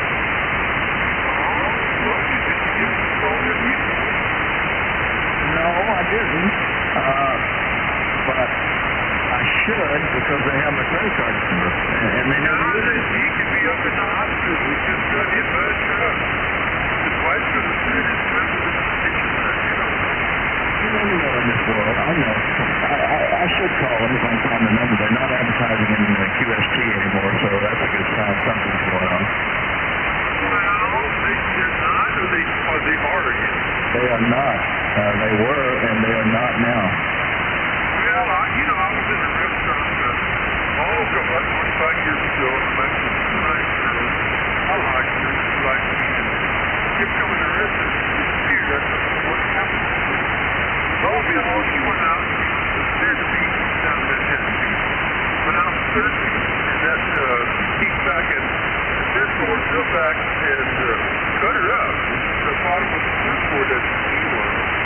Cut her up in the leg, hit her in the head, put her head open, and she was in the hospital for 6 weeks. She's a nice girl, and I already stopped seeing some other girl about 2.5 months, 2 months later. I thought she disappeared. I didn't know what happened to her.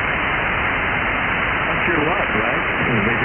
Something happened, they disappeared? Oh, yeah. Well, they right here at the same coffee shop where I was reading out. About 3 streets over, but that week, had a, people that disappeared and come home and came in. 6 months. Up to a year later, they didn't get them all still in the house and everything. Well, all they got in a plane accident got killed. Somebody killed them in Memphis.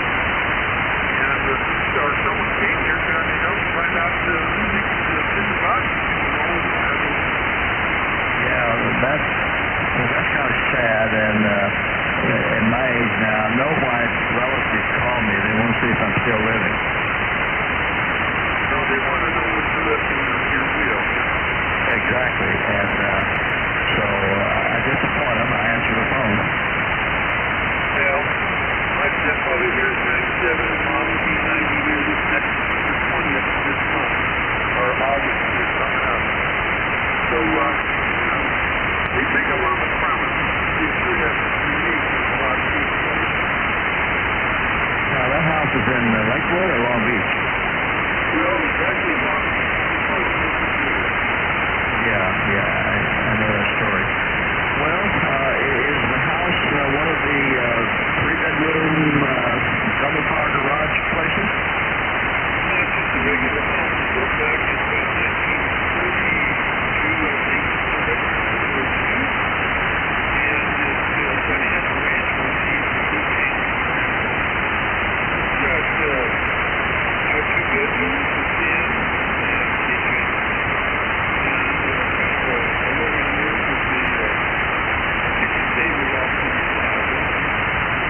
Is that the double garage or single? I guess it's double. Yeah, I know over here in Norwalk, in fact, one of my rentals is a single car garage, and they built a lot of 2-bedroom, 1-bath, single car garage homes in that whole area, and about 90% of them now have added a family room in the back, with another, some of them add another bath. Still stuck with that single car garage. Well, they have, right here, they have a awning house, wood awning, big wooden pillars. He had 2 cars in there, but he had to move one over the side of the jack. And he had 2 cars deep in the garage, back wall out, and went through that way back when. So he had 1, 2, 3, 4, 5 cars here at one time. Yeah, that's really getting it going. Yeah, I know some of the people over there have knocked the back out of their garage, and they've got 2 garage doors. They drive the cars. They got a big slab in the backyard, and they sometimes they have several cars, but you could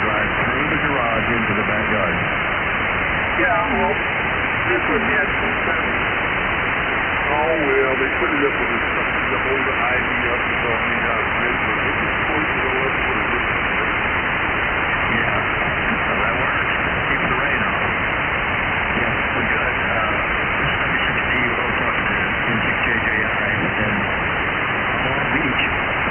Keith was on a while ago up there. He's up in the mountains. I guess you know that. Yeah, did anybody hear from the radio? I don't think so. He was on the chat on the stream. I don't know if he was on D-Star or not. I think he could probably hit a D-Star repeater up there. But I haven't talked to him. I just chatted briefly with him. I said, well, I want to ask you, where was this guy that had the squad? Where's he located? You know? No, back east somewhere. I get on that. That's, you know, we got the best cars up there. Well, I don't. I should get on that. But you know, if they was up to some hanky-panky, they would already probably be charging it. You know, that's been 4 months probably. Well, I try to get section. That's called Q-Dex, right?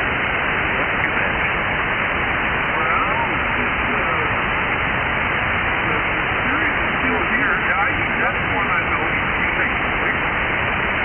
Yeah, did you pull them up on the internet? Almost certainly did. Do you have an active website, or is it, can you tell? Oh, it looks active. It's got a phone number here. It's 616-622-4966. Okay. Give him another call. I'd kind of given up, but he made a nice quad. Right.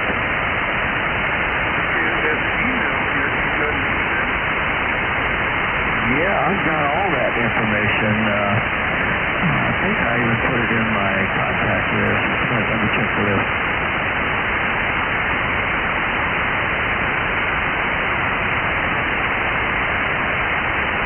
Yeah, he's got one made out of PVC right there.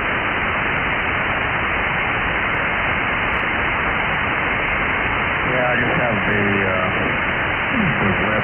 email address, QBexQuads@QBexQuads.com. I didn't put his name down or phone number, but I can get it off the web like you did.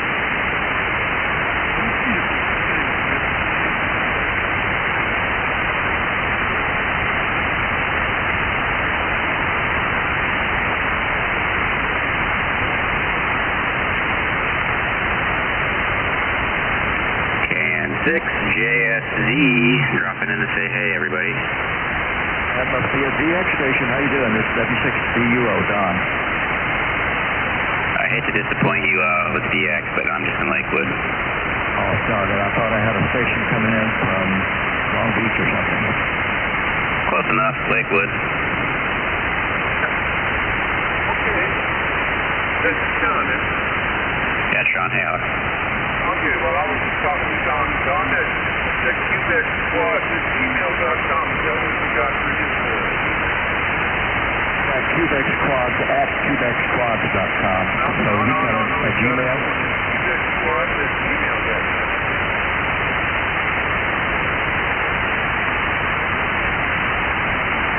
Thanks, Alex. I'll get into that Monday. See what I can round up. All right. Back to you there, Sean. What the heck did you do? I'm getting ready to head over to the airport, so I just dropped in to say hi and bye to you all and talk to you in a week. But yeah, I just heard you guys talking and just decided to drop in to say hi before I could sneak off. Going on vacation? Yeah, we're going to head down to Oaxaca for a week on vacation, the wife and I. Will you fly? Yeah, we're flying down there. We're going to stay at a beach area called Taco, and it's a nice little beach area, so it'll be nice and relaxing. I envy you, my friend. I envy you. I've been trapped here since I was You'll get it. Patience, I guess. Yeah, we were supposed to go on a vacation back in, I forget, last year, and then the pandemic hit, and then it just kind of ruined everything. So we're going to take this window of opportunity and hope we don't get sick and go and enjoy it.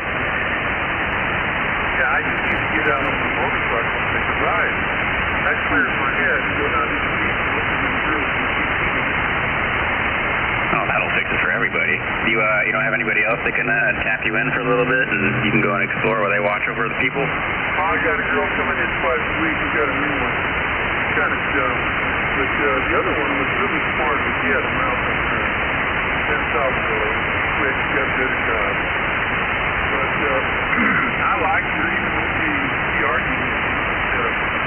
Nevertheless, this one I grabbed the, no, they had a steamer that you steam the floors with, the hardwood floors.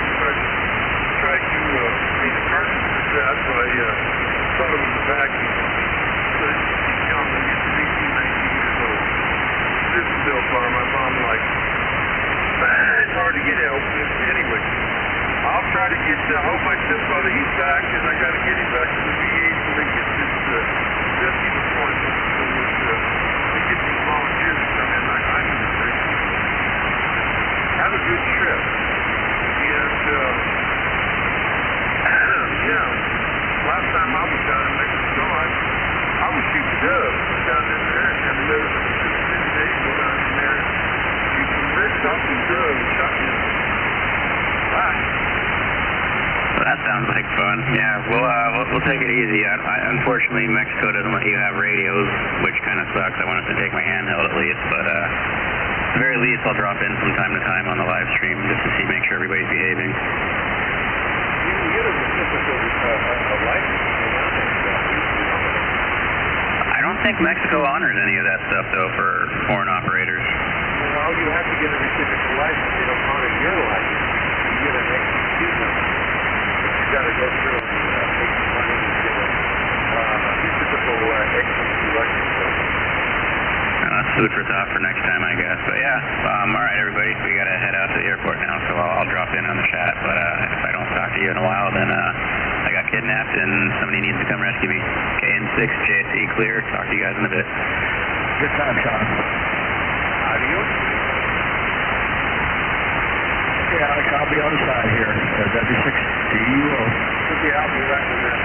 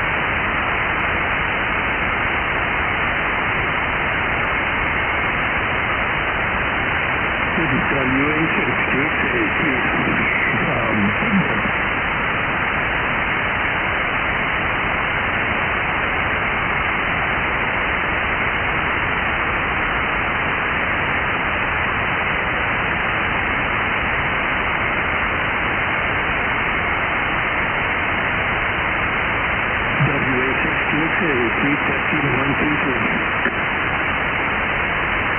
3. Yeah, who is that? Who is it, W6EGG? Hey, Keith. I thought, yeah, you're booming in here. W6GLA over here. I think we might be off frequency a little bit. Yeah, I'm going to be a little bit slower. How's that? Yeah, I think that's a little bit closer. Is that? Yes, it is, W6GLA. Hey, I know about the email from you. I don't know if you just didn't send it or if you the wrong address. I didn't ever receive it. Okay, well, I did send it. It didn't come back, so maybe it's in your junk mail. Does it matter about the case lettering? Does it have to be uppercase, lowercase? No. The funny that he put me on too after you. I got his no problem. Don't check junk mail. That's a good idea. Yeah, that's the only thing I could think of because it went through, and it's your call sign at Gmail, right? W6GLA@gmail.com. Yeah, that's what I put. So it didn't come back as a, as undelivered. Okay, I'll take a look right now. I can't go he's got his live stream on a little earlier. And I can hear him pretty well, so I was kind of hoping that maybe I can make it down. He's not on like 6 seconds, but he's going to come back. I'm hoping I can make it to him, but I don't know if I will. Yeah, copy that. Yeah, you might be able to. I mean, you were hearing those guys down in Phelan, so you might be in a good spot.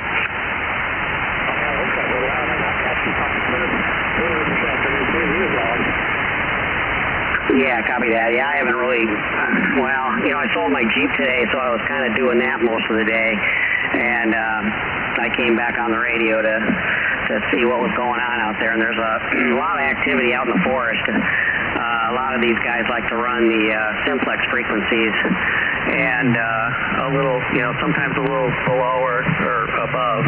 And I definitely heard a lot of activity out there today, so I know there's people out there.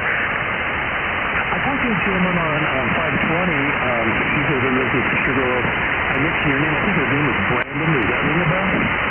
Yeah, copy. I've talked to Brandon before. Yeah, he's a regular out there as far as monitoring simplex, and he also uses the Big Bear repeater all the time. So yeah, I'm familiar with him. Okay. Yeah. Figured you guys being radio operators and living in Sugar Loaf. Yeah, I don't know him personally, but I do know him, on the radio. Anyway, so how's this thing sound on sideband? Sound awesome. You sounded really good on that thing yesterday, but you sound really awesome right now too. Okay, cool. Yeah, I was messing around with the settings a little bit. I turned the compressor on, and I just have it to the factory setting. And then, like I said, I've got the mic gain about 70, I think it is, and then I got the treble up to 2, and then the bass at 0. So I'm hoping this is good. That sounds good. So I got the 7900 about 6 weeks ago now, so I've had a little opportunity to kind of figure things out. On sideband, I'll pop it up as high as almost 80. I'll put it around 65, 70 for FM, then I'll put it about 20 for digital. So you can maybe give it a little bit more gain here, popping further, of course, for me. Not a problem whatsoever.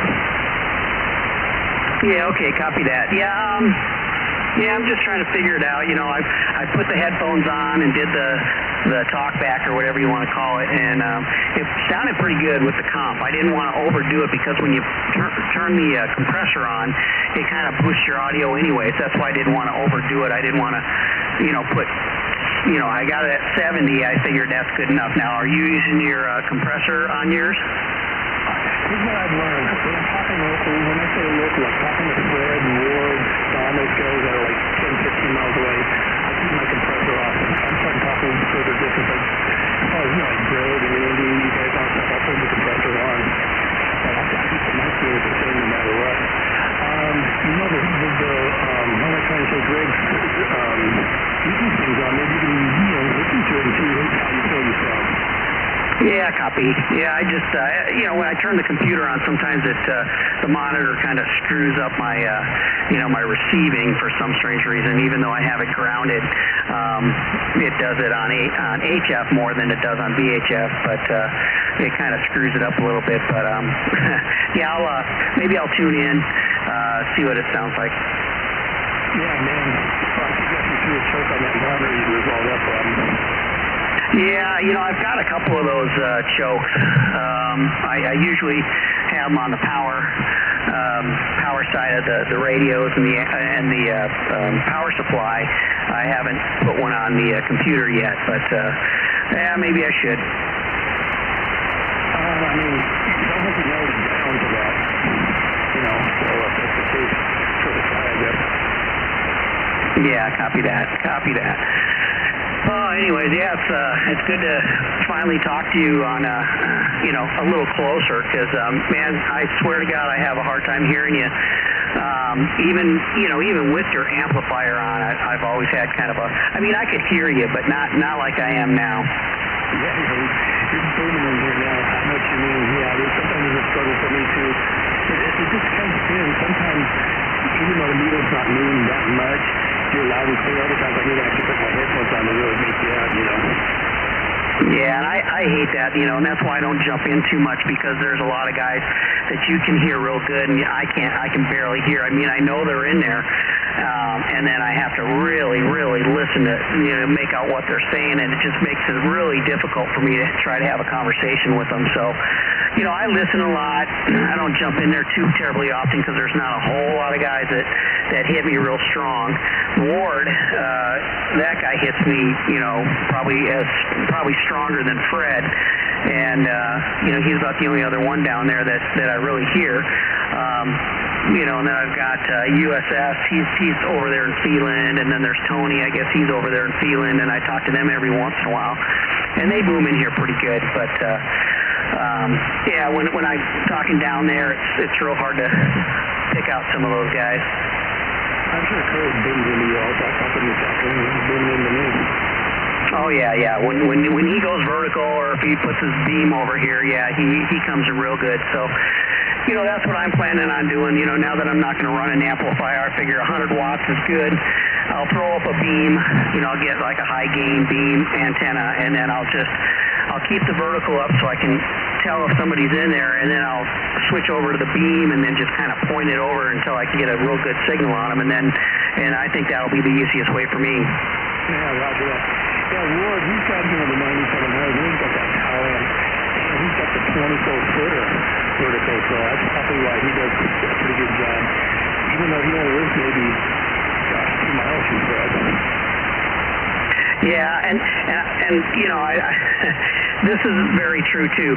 So I could move my antenna. Let's say I move it over to the garage, like 30 feet, and I might be able to pick up Fred better, or I might be able to pick up you better. I could move it 2 inches, and I could pick you guys up better, probably. But it's a pain in the butt to find that that sweet spot. So it is what it is. I've got it up on the highest part of my roof, and I know if I just move it over a couple inches or something, it might make a difference. Yeah, absolutely. I know how it is. If I had to move mine over like that, I'm not.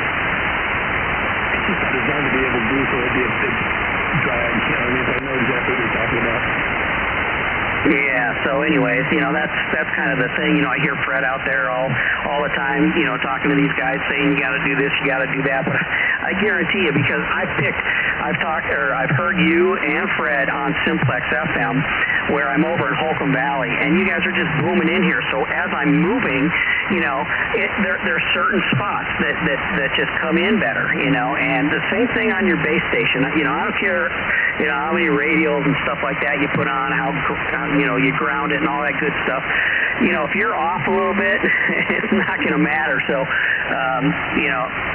that's why the beam, I think, is really going to work for me, because then I can just fine-tune everybody. Yeah, definitely. I agree. I think that'd be a good... Have you considered what model? You said maybe it's a ceramic beam. Have you considered exactly what model you're considering?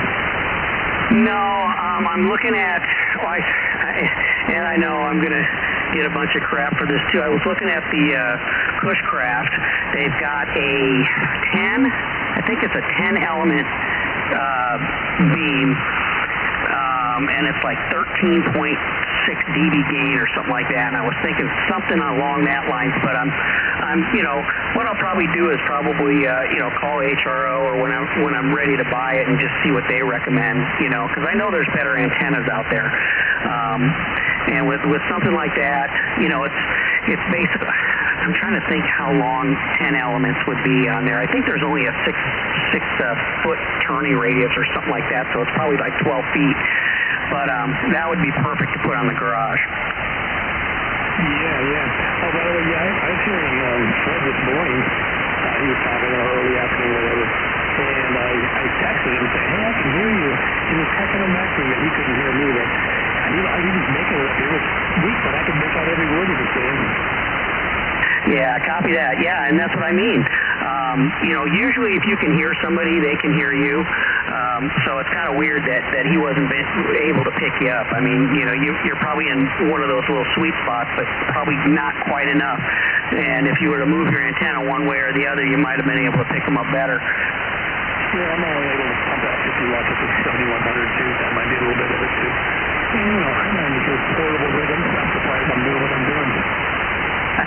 Yeah, well, it's working. I mean, it's, that's what I figured. I figured, I was on 50 watts for a long time, and then I got the amplifier thinking, that's the way I want to go.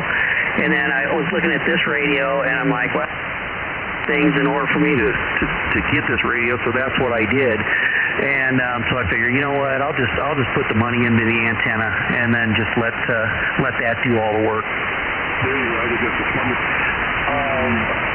What is the use for a chip these days? Right now, nothing. I'm looking into the FTDX10, because I've got that microphone, that M100 microphone, which is really nice. And for some strange reason, I can't sell it. Nobody wants it.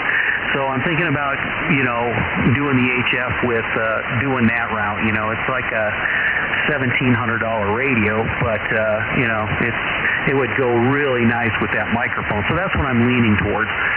Yeah, that's a sweet radio for sure. Yeah, John was hitting me up again.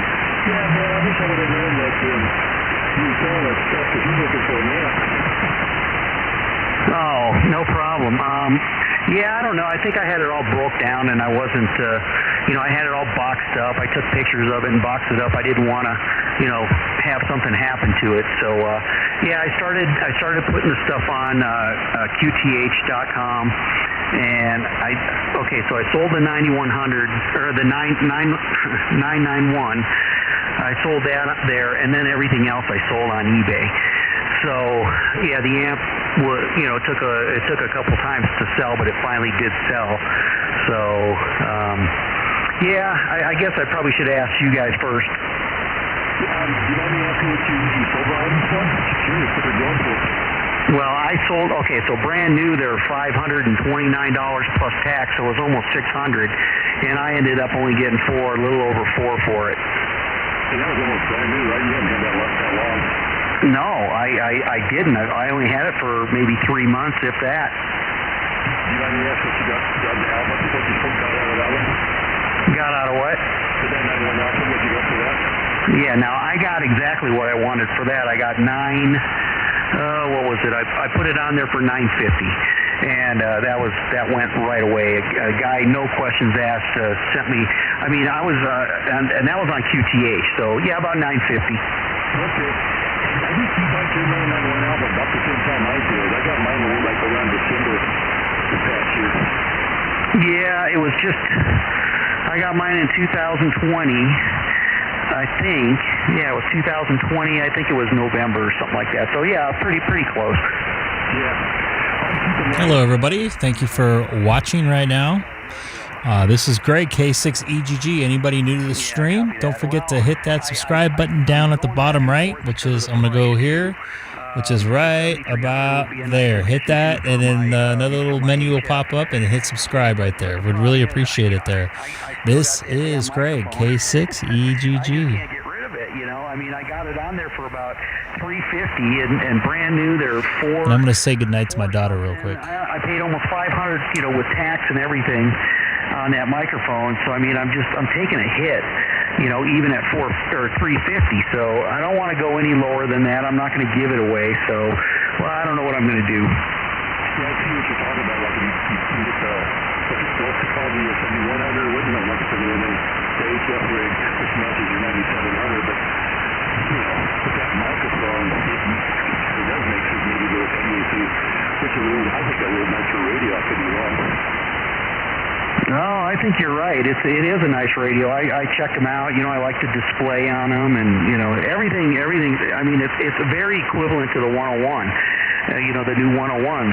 It's real close to that. All the specs are relatively close, and it does everything. It's got the antenna tuner built in, and it's got all the filters, and it's I bet you that thing with that microphone would sound awesome on HF. Oh, absolutely. Yeah, I feel great. In fact, I feel like you're moving to you over there. I'm still watching the stream at the same time. Oh, okay. You can watch it on. Are you watching it right now? Yeah, I'm watching, but I'm not listening because it's maybe a second or two delay. So I'm not listening to it. I'm just watching it. Oh, okay. Well, can you see on there what I'm hitting him at with just 100 watts? Yeah, I'm seeing about +3. Wow. I guess that amplifier made a difference because when I was putting out almost 200, I was getting him at an S5 to S6 or something like that. So, well, as long as... Well, Leonardo, thank you for watching down there in South America. Really appreciate it. Tell your friends about it. I noticed if I take the preamp off, it's not anywhere close to the 991. The 991, it didn't have preamps, but boy, that receiver was good. So I have to turn the preamp on to get the same, what I was getting out of the 991 without the preamp. So, I don't know, man. That 991's a pretty damn good radio. Oh yeah, I'm not ready to get rid of mine, that's for sure. I like that radio, and I like the 9700. Yeah, well, I'm really impressed with the 9700. I pretty much know how to use it now. So I've got all the frequencies in there that I want programmed in. And what's nice about this radio, even though I'm on a memory channel, I got this frequency plugged in as a memory.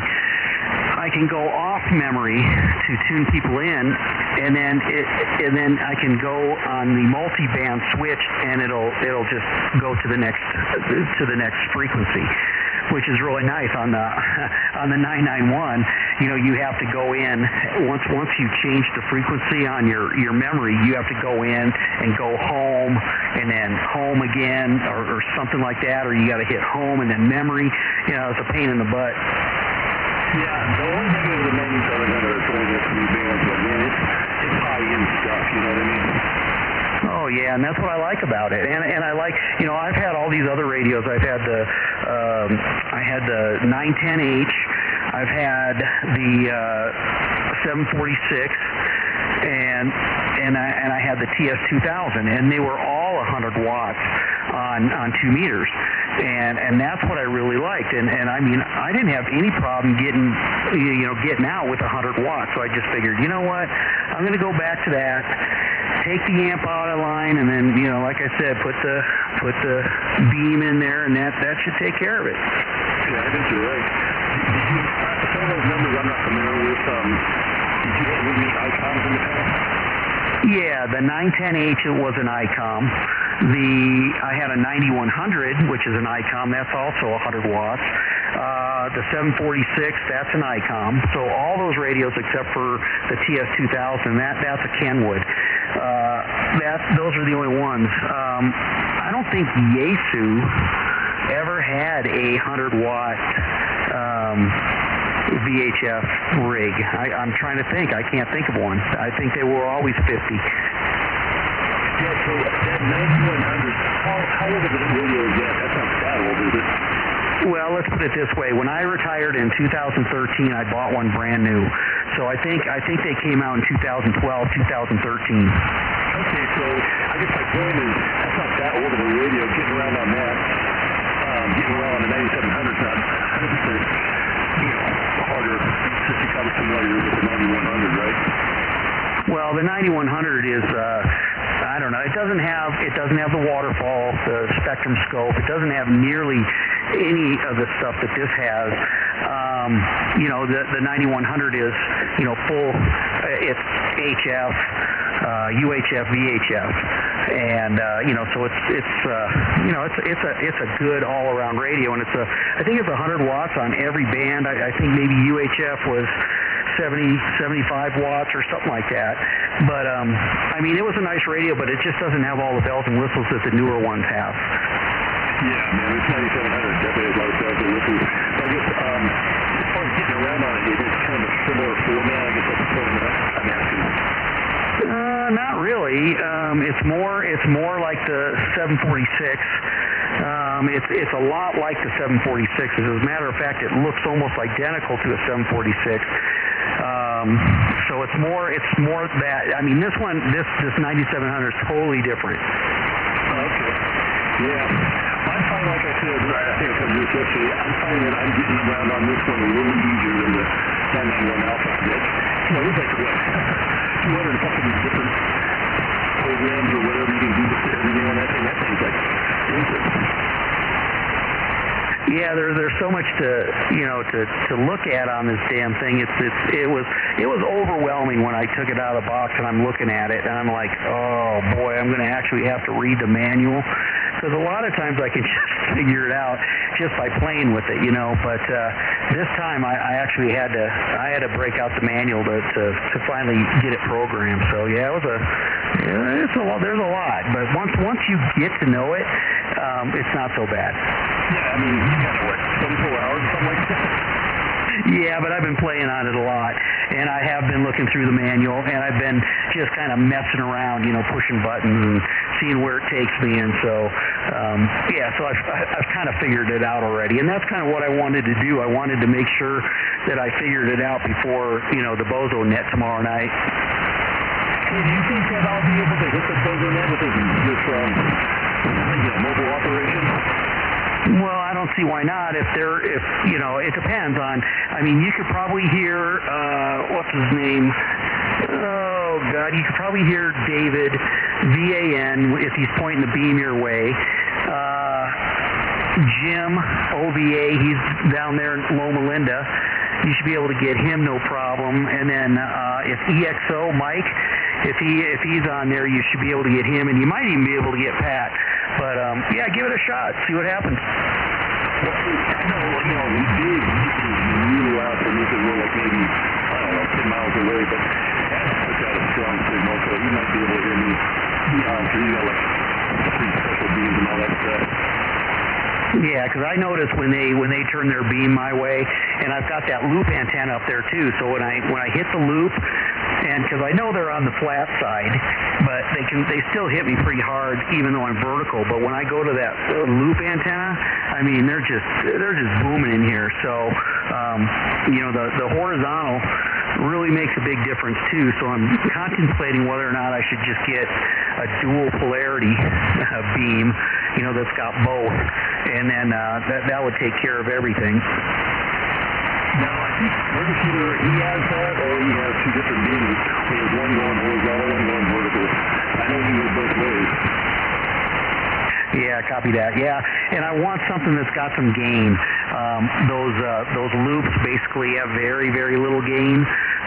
But being up as high as I am, I think it still works pretty good.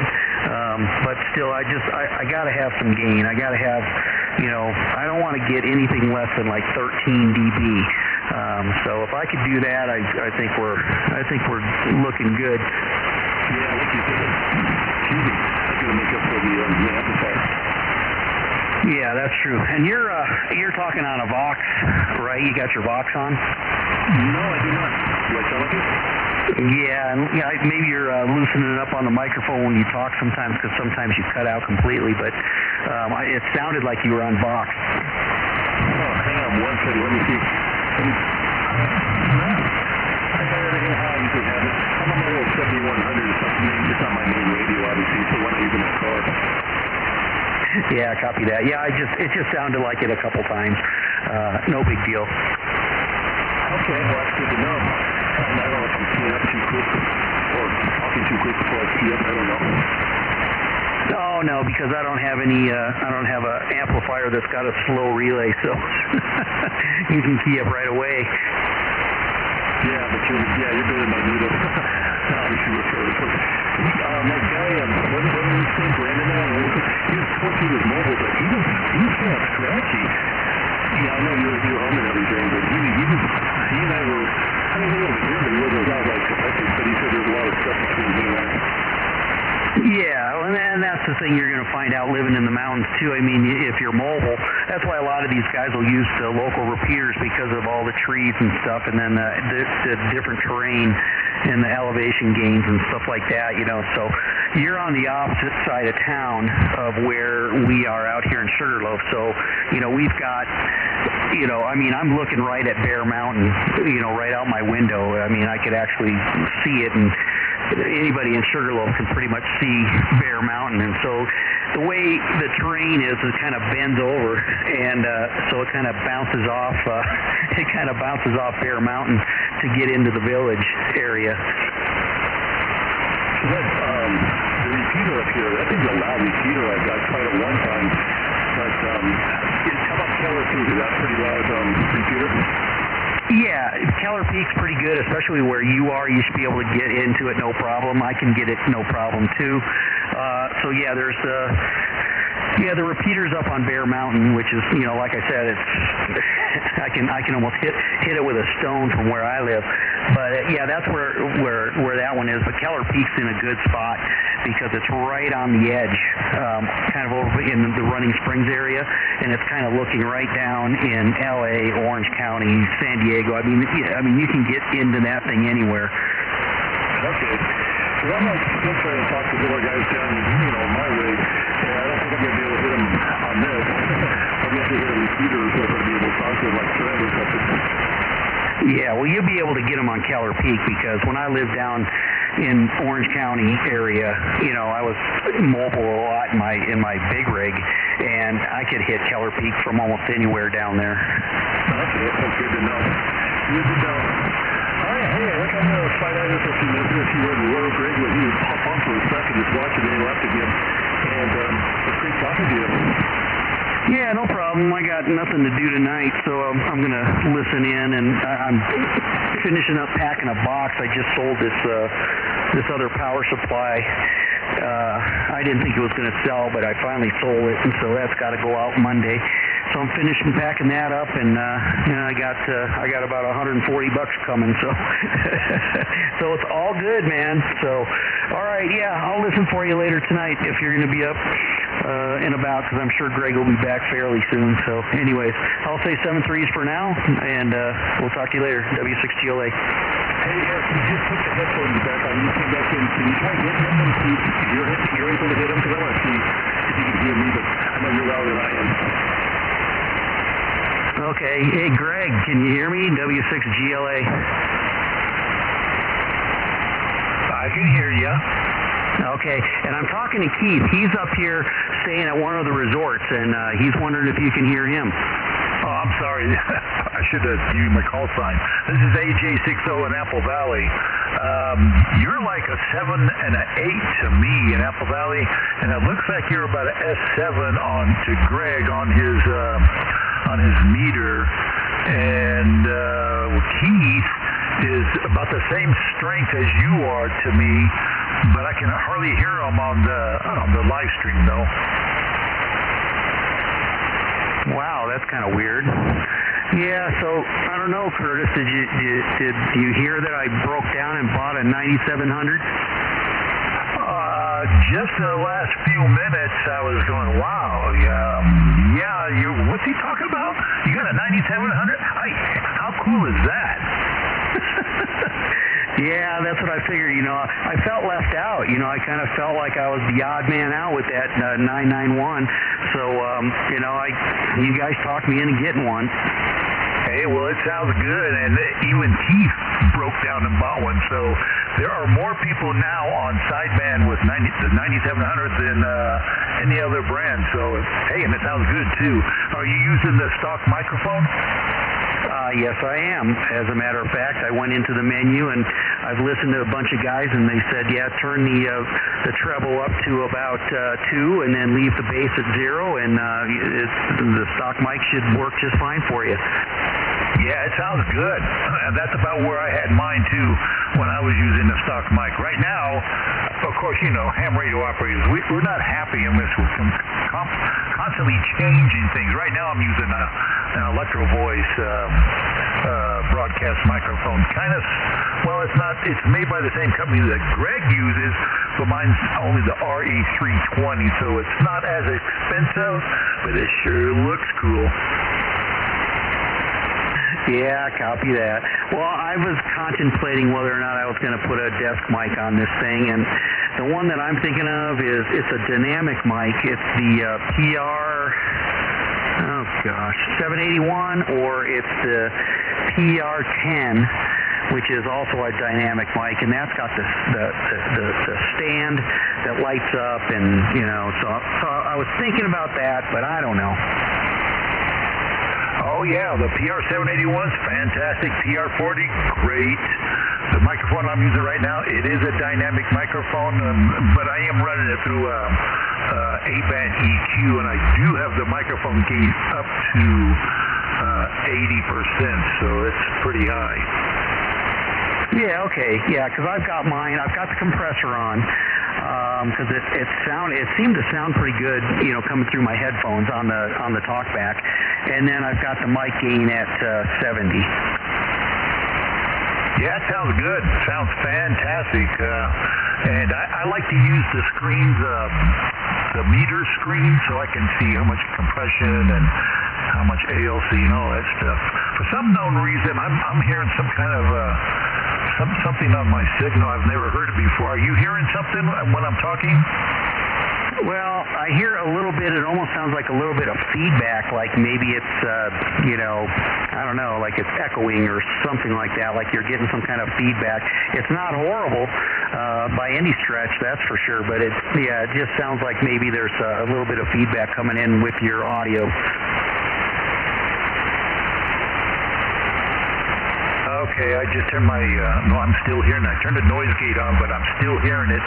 I don't know what it is. I don't know. I've never heard it before. Maybe if I turn my mic gain down a little bit. No, I still hear it.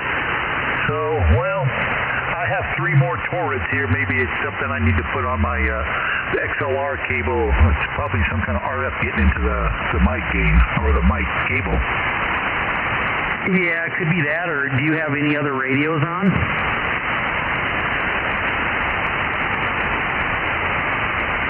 Check 1, 2, 3, 4. I'm listening, and no, I don't have any other radios on. Maybe if let me turn off I'm monitoring through headphones when I'm talking. So maybe if I turn that off. It's weird, I've never heard that before. Monitor off, okay, I just turned my monitor feature off. The only thing I can think of may be sound coming back through my headphones, because I listen to it pretty loud. Yeah, no, you know what, it didn't, I didn't hear as much. It almost sounds like, okay, so like when Fred's talking, sometimes you can hear, you can just hear everything in the background, and that's kind of what it sounds like on yours, that you're getting a little bit of background noise or something. That's what it sounds like to me, but when you turn the monitor thing off, it seemed like it went away, but that could just be me. Okay, yeah, it's something that I've never noticed before until tonight. That's kind of weird. So I'll have to monitor that, I guess. Of course, I can't hear it now because I'm not listening to headphones. Anyway, I see that Greg is back, so I will jump out here and let him say a few words. You're sounding good to me. So does Keith. You both are coming in S7 to S8. So that's pretty good in my book. W6 GLA, AJ60. Curtis. Hey, thanks for chiming in. I'm glad I was able to talk to you and let you know that I'm on board now. So, all right, we'll see if Greg can chime in or wants to chime in there. So, W6GLA monitoring. K6EGG for W6GLA. You sound a lot different. Did you join the 9700 club? Yes, I did. I finally broke down. I've only had it for, I got it on Friday. And so today, had it less than 24 hours. Well, welcome aboard. So far, you've only had it, for a very short time. What's your immediate feeling on it? Well, I was kind of overwhelmed when I first turned it on, but now that I've been playing with it, it's nice. It's really got some really great features on it, and so far I'm impressed. And your audio sounds a lot better, clear, crisper, and you sound a lot more natural. I don't know if you listen to YouTube at all, but you can go back and listen to some of the times that you've talked in the past. You might have to do a little bit of searching there, but definitely a lot better and cleaner sounding to me now. Well, that's good to hear. I've been listening to you guys on your 9700s, and I went in, I found out where the treble and bass were, so I set that up where I've got a number 2 on the treble and a 0 on the bass, and I'm just using the stock microphone. I've got the compression on at about 50%, and I've got the mic gain at 70%. So it sounded pretty good through the headphones when I used the monitor. So I figured that's the sweet spot, hopefully. You have your settings almost exactly the same as me. I'm obviously running a different microphone, but yeah, you sound great, really good. Yeah, good deal, man. So is your amplifier on? Because your signal seems to be a little lower. I have to have the preamp on. I heard you talking to Keith. I was running in and out and playing with my daughter, so I didn't get to really hear what was going on. But your signal seems a little different, too.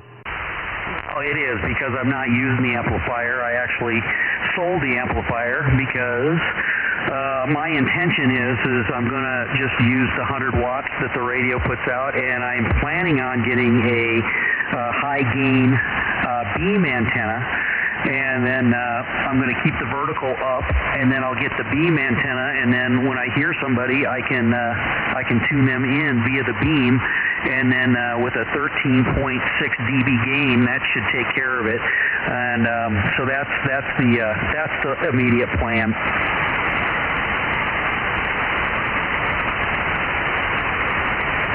Oh yeah, that'll be a game changer here, and a lot of the guys down the hill. I don't think you have a trouble hearing me, do you?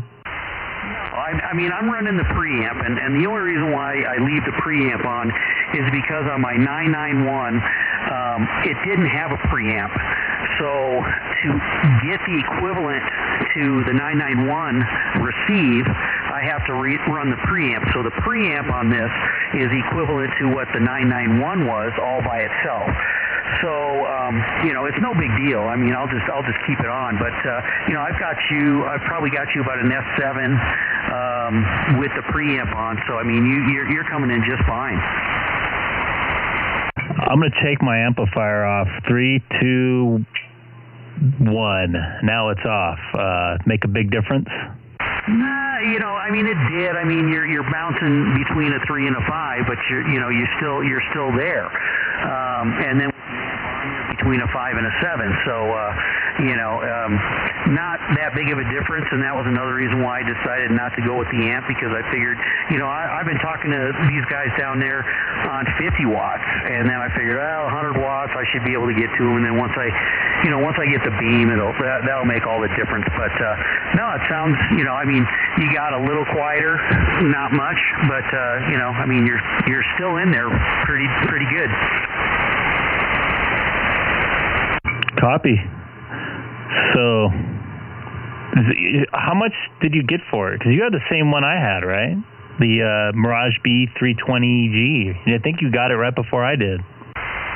Yeah, I only got so I paid like $520 something plus tax, so I got about $400 for it.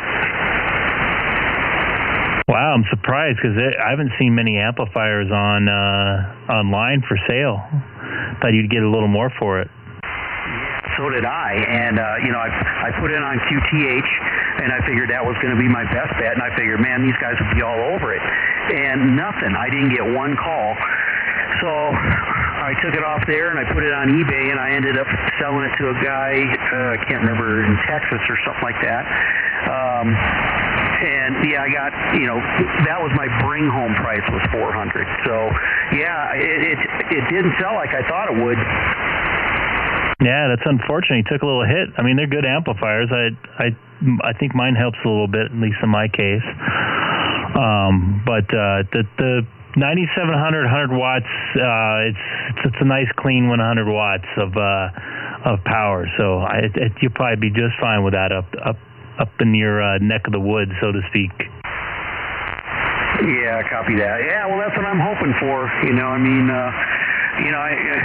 I think the antenna thing, with doing the beam, I think that's going to be my best bet.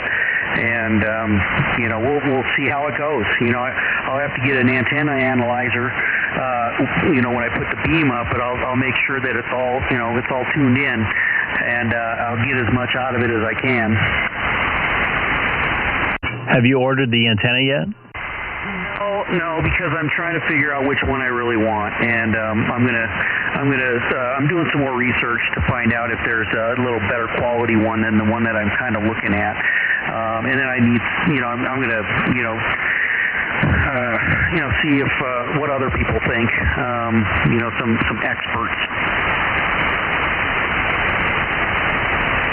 Cool deal. I'm interested to see how you sound with your beam down here. I'm sure it will make a huge improvement. Yeah, because, the reason why I'm going to do that too is because of, PMD and, some of the guys down there on the Bozo net, they're down in Garden Grove, and, they've got these beams, and man, when they turn them this way, it's just amazing how much they come up. And, if they can do that, I know they're running power too, but, if you get a beam up there and, just let the antenna do the work, so that's the game plan. Yeah, PMD, whenever he talks, man, he's loud. I don't know I forget what type of radio he's running, but he's in Lake Matthews, not too far away from me, probably about 20 miles away or so. But yeah, when he swings that around, even as close as I am, when he comes off vertical, I could see him, waving in and out. When he's, 45 out, I have basically like an S3 on him. So it makes a huge difference on all the power radiation going forward. Yeah, copy. What filter setting do you have for your receive? Are you on filter 2? I'm on filter 1, and I have the noise reducer on as well. Okay, yeah, because I noticed that myself. It comes preset on filter 2 with everything, and then I tried to switch it over to filter 1, and I think it sounds better that way. So yeah, I was just kind of wondering. And then I'm thinking about getting the matching external speaker, and that might tone it down a little bit too. But yeah, I'm getting a lot of, on filter 1 you get a lot of high pitch noise coming in, and if I go to filter 3, it you can barely hear anybody. I mean, that's horrible, that filter 3. But yeah, filter 1 seems to work the best. Yeah, I didn't even know about the NR filter, and you can dial it in on a frequency. Up until a couple nights ago, I think it was last week, Keith and I were messing around with our buttons on our radio, and he's like, "Yeah, let's do this, play with this," and it took away a bunch of my noise, and I didn't lose any signal from anybody. And I'm wearing headphones, mainly because of the stream. So wearing headphones for 4 hours with static, it feels like ice picks in your ears. Yeah, copy that. I don't mean to be long-winded. I know, Keith is up here. He's up in Big Bear, W86QXA, and I think he's going to try, or he wants to try to get into you. Have you talked to him since he's been up here? Because he should be out there. Are you out there, Keith? Yeah, but hey, man, warm up that new radio. I'm just listening to having a fun time and learning some new things about 9700 features and stuff. So, hey, I could talk to Greg anytime, so keep going. Okay. Well, did you hear him pretty good, Greg? With my preamp on, he's about an S3, so I can hear him. It's a little bit of a rough copy, but he's definitely making down the hill. Hey, Keith, are you in your mobile up there, like sitting in the driveway or something, parking lot or something? My mobile antenna, I'm on the second floor of my, the condo, and I have my mobile antenna on the rafters, or the railing, I should say, of the outdoor banister, whatever you want to call it, and it's metal, so that's my ground point. I got a pretty good SWR, so that's what I'm going with, Well, you're making a trip down here to Chino. I can definitely hear you. I thought you said you were watching the stream, or I think you said you were watching the stream earlier, so you can see your signal coming in. So that's pretty cool stuff, man. You got a nice little mobile station built-in temporary into your setup there. I'm excited I'm able to talk to you. I heard Brad earlier this afternoon, late this morning.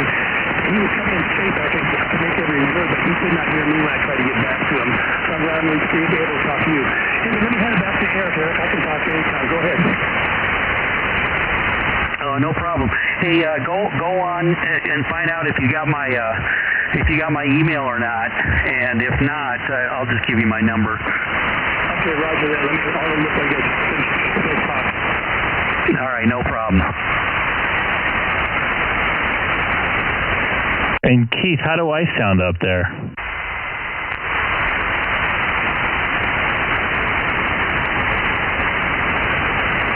I think he left. He's got to go. He's checking an email that I sent him yesterday, I think it was. But he says he can hear you fine. I don't know what signal strength or anything, but he says he hears you no problem. I got to ask you a question. Sorry for the quick key there. What made you get the 9700? Well, I've had my eye on it for a while, okay. I didn't want to give up my HF capabilities, but then I figured, okay, I started looking at it, and I'm like, okay, you know what? I want a dedicated VHF radio separate from my HF. So I figured I'd buy this first, and then I'm debating whether or not I should get the 7300, which is the brother of this one, or since I still have my M100 microphone, which is pretty pricey, I thought about getting the FTDX10 Yaesu radio for my HF. So that's the reason. So you going to get the sidecar to this, the 7300, or are you just going to get the other Yaesu? I'm not sure yet. I'm going to have to weigh the options. When I get my general, hopefully, I was actually studying last night during a 5-hour baseball game I was working. I got about 50% of them right without studying, so that's a pretty decent sign. I want to get the 7300 because I've been watching some YouTube guys on using them, and I mean, they see I'm familiar with the 9700 in the not the memory system, but the menu system. So I think it'll be a good little changeover, and I can wire all my stuff into it like I have my 9700. I can use the same microphone for both radios, stuff like that. K6HPM. Go ahead. 9700 owners, can you adjust your filter bandwidth? Yes, you can. Because on this one here, I don't know if I can or can't. a selection of 1, 2, and 3. But, man, I've never tried it. I'm going to have to check this out. I can't remember the exact menu, but yeah, you can bend all kinds of stuff in it. Yeah, number 1 is wide, and then the other ones are, the last one, number 3 is narrow. I don't think you want that one. Yeah, well, unfortunately, I don't have one of those fine-looking touch screens like you guys have, but if I hope, I get that right there. But I've never done it on VHF. I'm going to give it a shot.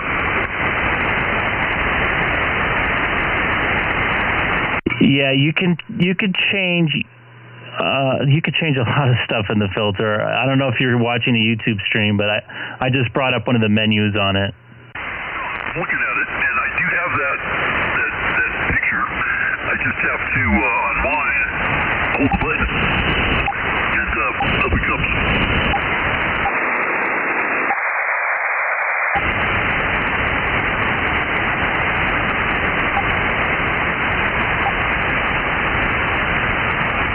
Yeah, anyways,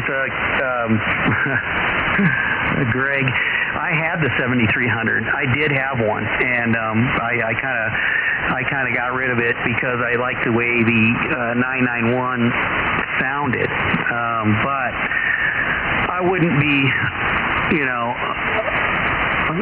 I wouldn't count it out, because I think if I have a different external speaker, that might make a big difference, and it's very similar to this. And so I know how that operates too, as well as this one, and so it's still up in the air. I mean, I wouldn't mind having the brother to this, but I'm still, I'm still not sure. Okay, I found it. And you can adjust the filter bandwidth on the sideband, but not FM.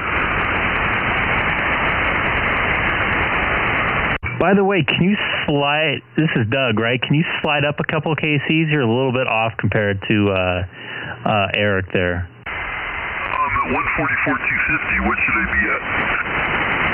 Try 03.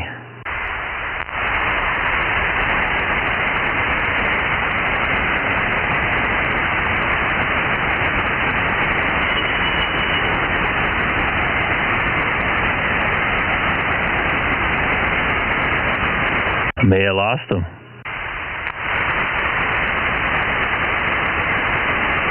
Yeah, that's funny, because I'm on 144.250 right now, and I was hoping, that I wouldn't have to thumb around and catch you guys on, a little off frequency. All right, how about now? Oh yeah, that's a little bit better there.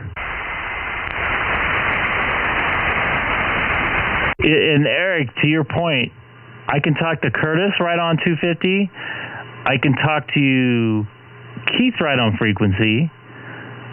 But Fred always seems off frequency for some reason, and I don't know why. Yeah, I'm right there with you. I heard Fred today, but he was, and on this one, he was on 250, and then he was also on FM Simplex. But he sounded real good today. He wasn't off frequency or not. I think what happens is when he goes to the Bozo net, he tunes into those guys, and then he just doesn't tune back. And so he's off, and so we got to tune to him. Yeah, he definitely sounds a little different for some reason. I don't know why exactly. That might be a good point there. And did you talk to Doug? He was just jumping in here, K6EGG. He's out in Victorville, not too far away from Curtis. Yeah, I've got him about a 5.5, I believe it is, and I think we were talking.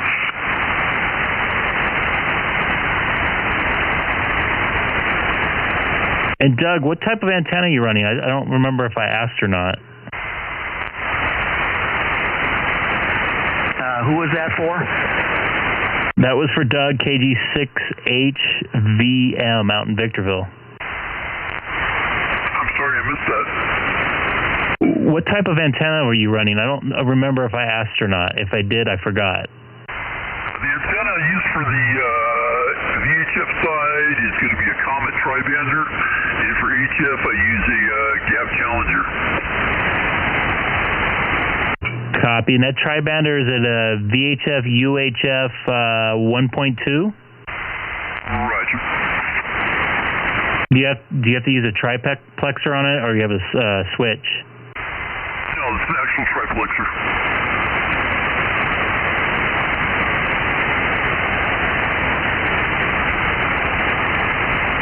Hey, Doug, can you hear me okay? Up here, this is Eric, up here in Sugarloaf, W6GLA. Yes, I can. I got you in here about 3, but I got a really, really low noise level.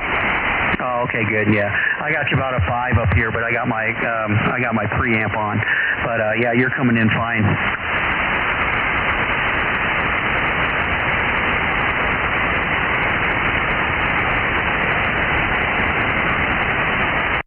Brought Doug over from 5-2. I talked to him. Yeah, I followed you guys down here. And we got Rob listening up in Lake Tahoe. Actually, I'm sorry, he's in Bishop right now. He'll be up in Lake Tahoe tomorrow. He's watching on YouTube, so jump in and say hi, everybody. Hey. Hey, Rob, this is Bruce, W6GLA from Big Red. You can hear me?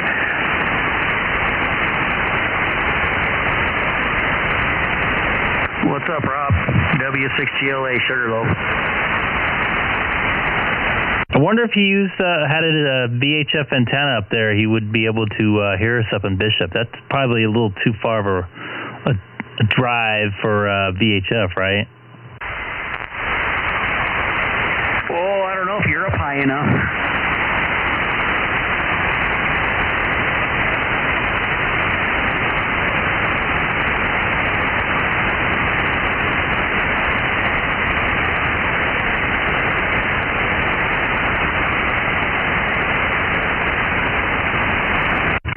Where exactly is Bishop? Is it up past Ridgecrest?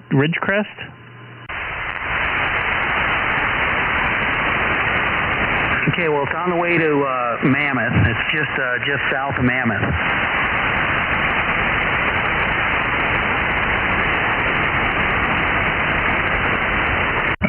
Yeah, I don't think he'll be able to hear us up there. No.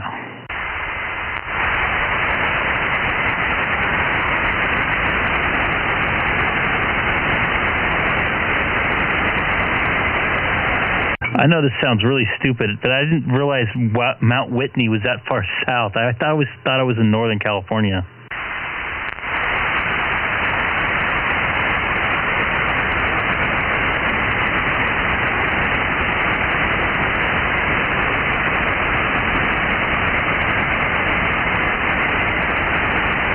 W6WWD. Oh, there's Ward. Hey, Ward, K6EGG. Hey, good evening, Greg. How's it going? Oop, my foot slipped off. Going excellent. It's been probably about a week and a half since I last talked to you, right? Or longer, yeah. It's been a while. I haven't been on too much. Just flipped on the radio while I was in the shack here. I thought I'd see what was going on in the band. Good to hear you. Good to hear you as well. Are you able to hear Eric, W6GLA? We also have a new guy out here, KG6HVM. Doug, he's out in Victorville. Well, I'll take a standby. I didn't hear anybody at all, so I'll be listening. Go ahead. Okay, Ward, this is Eric, W6GLA up here in Sugarloaf. I'm sure you can hear me. Hey, Eric, how you doing? Yeah, I've got you without a preamp at about an S3, and you sounded pretty darn good. How you been? Well, I'm doing pretty good. I actually broke down and bought a 9700, so I'm just on the 100 watts, and yeah, you're coming in here about another member. You broke down. Okay, well, Roger, good deal, and congratulations on the radio. You'll have a lot of fun with it. I know I enjoy mine, and boy, you just, like I've always said, you just got to read the manual, unless you're real familiar with the Icoms, but boy, the more you read it, the more you'll know about it, and there's a lot of hidden features in it. Yeah, copy that, boy. I've had it for 24 hours, and I'm getting pretty good at it. But anyways, hey, I just got a phone call, so I'll talk to you guys later. W6GLA. Okay, Eric, take her easy. Good talking to you, 73. And I'll be listening as well, W6WWD. Hey, Doug, KG6HVM. Do you have a copy on Ward W6WWD? He's out in Cyprus. I can't hear him, but I have to really, really listen. I can't pluck him out of the noise. And Ward, do you have him at all?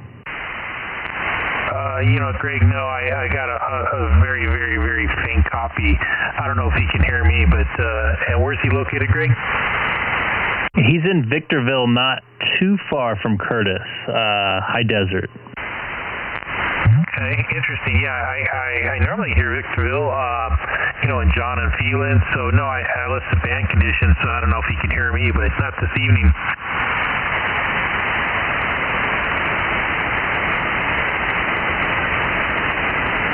Yeah, the band's been kind of weird, especially right around sunset. We'll see in a few minutes when the sun goes down. I know right around sunset the last couple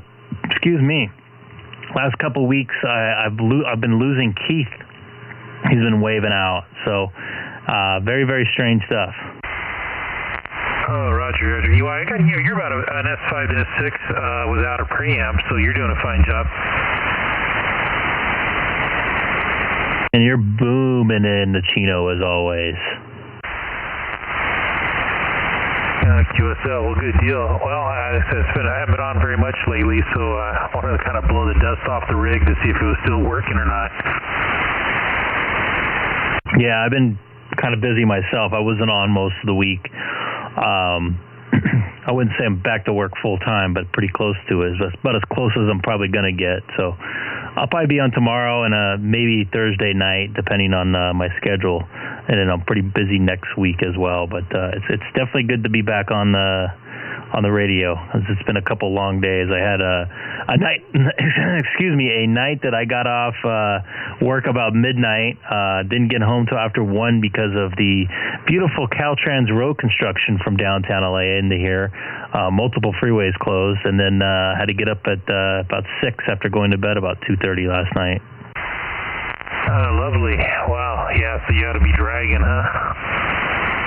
Yeah, and the night before I woke up at 3 and couldn't go back to sleep, so I just stayed up all day. So I'm probably going to be calling it a night a little bit earlier tonight. And I got to be down in LA tomorrow, 8 a.m. as well. Oh yeah, Roger. No, I got it. Well, good. Well, I'm glad you're making some coin, and Seth couldn't get a couple days off as well. So, all right. Well, I won't tie it up, but good talking to you, Greg, and I'm glad hopefully you're feeling better. Thank you. I appreciate it. It's a slower process now. I've kind of plateaued as far as my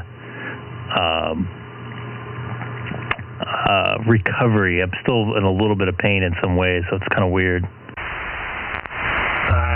I understand that wholeheartedly. Even after years after surgery, you still have that daily agonizing pain. But that's hopefully yours will go away. So, all right, my friends, good talking to you. 73, and I'll be listening for a little bit here. W6WWD. Excellent, nice talking to you, buddy. And Troy, you out here? K6EGG?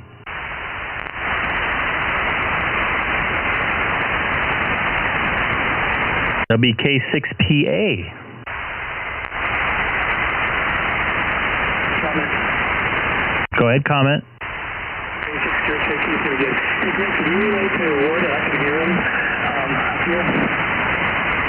Hey, Ward, I don't think you can hear Keith, but he can hear you up in the Big Bear area where he's vacationing if you're still on frequency.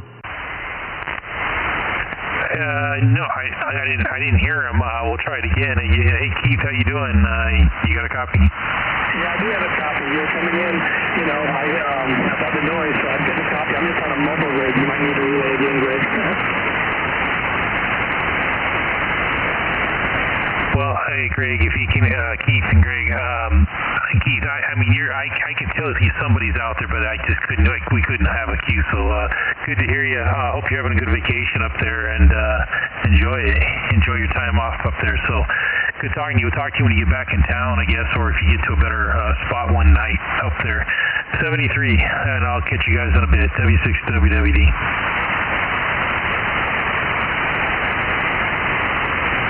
You copy that, Keith? Make sure that I was able to hear and everything. Yeah, I don't think he could hear you too well. He just heard you kind of going in a little bit. Okay.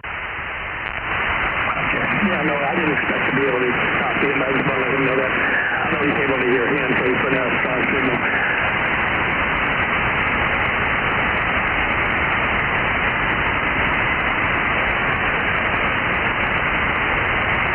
That didn't seem to you, right, Greg? You're kind of waving in and out, and I didn't catch that question. But I said, I didn't faint to you. Yeah, you're a little faint to me.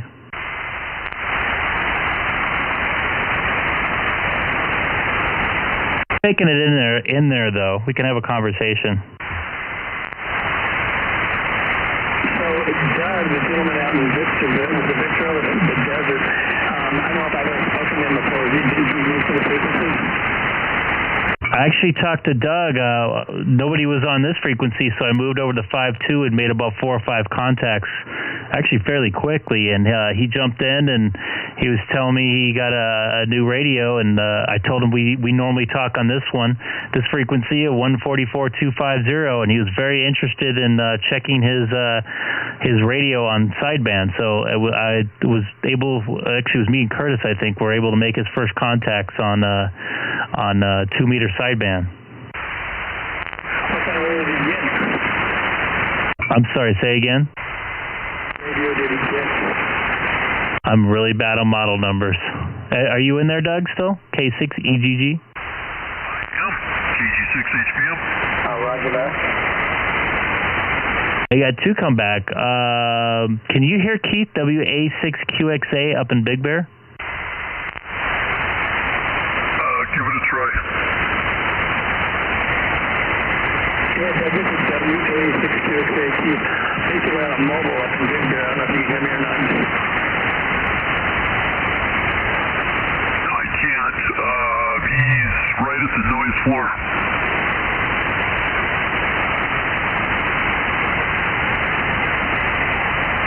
Hey, Keith, he said he can't hear you. You're right at his noise floor. What kind of radio we got? What kind of radio do you have, Doug? This one here is the Icom 9100. I've had it for quite a while. I just don't use it like I should. Keith, he has a Icom 9100. Very good radio. Eric was going through all his plethora of radios he's had, of course, throughout his history, and he had a 9100 at one point in time, he told me. Yeah, AJ6BE loves his 9100. In fact, I think he prefers it over his 9700. That's right. That's the one that he's using over the 9700. That's right.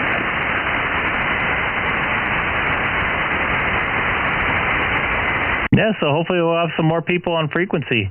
I'm wondering if you're able to hear him at your home QTH. Ward had trouble hearing him tonight, so I don't know. It depends on conditions and stuff.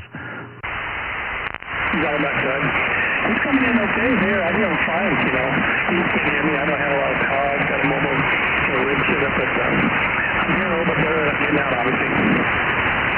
Yeah, as soon as the sun starts setting, you start coming a little better. You're coming in pretty loud for me. I have no struggles hearing you.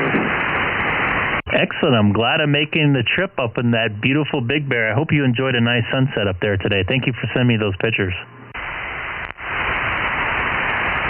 Now, my question, that one text, it had a download, and I tried to open it up, and nothing would open up for me. That's why I was wondering, like, what's going on. Did you send me some kind of a download of some sort? I sent you a picture of Dodger Stadium.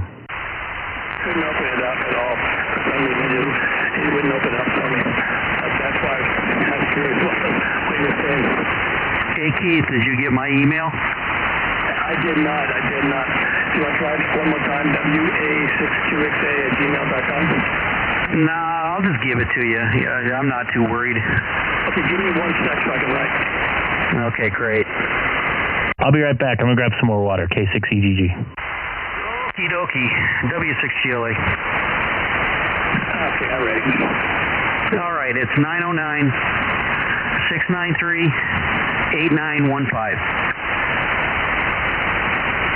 The first 3 digits were 693, right? Yes, sir. 909-693-8915. Is that cell or home? That's my cell. I don't have a hard line. Okay, I'll text you so you have my number. Sound good? Yep, sounds good. Yeah, that's weird because it didn't come back to me.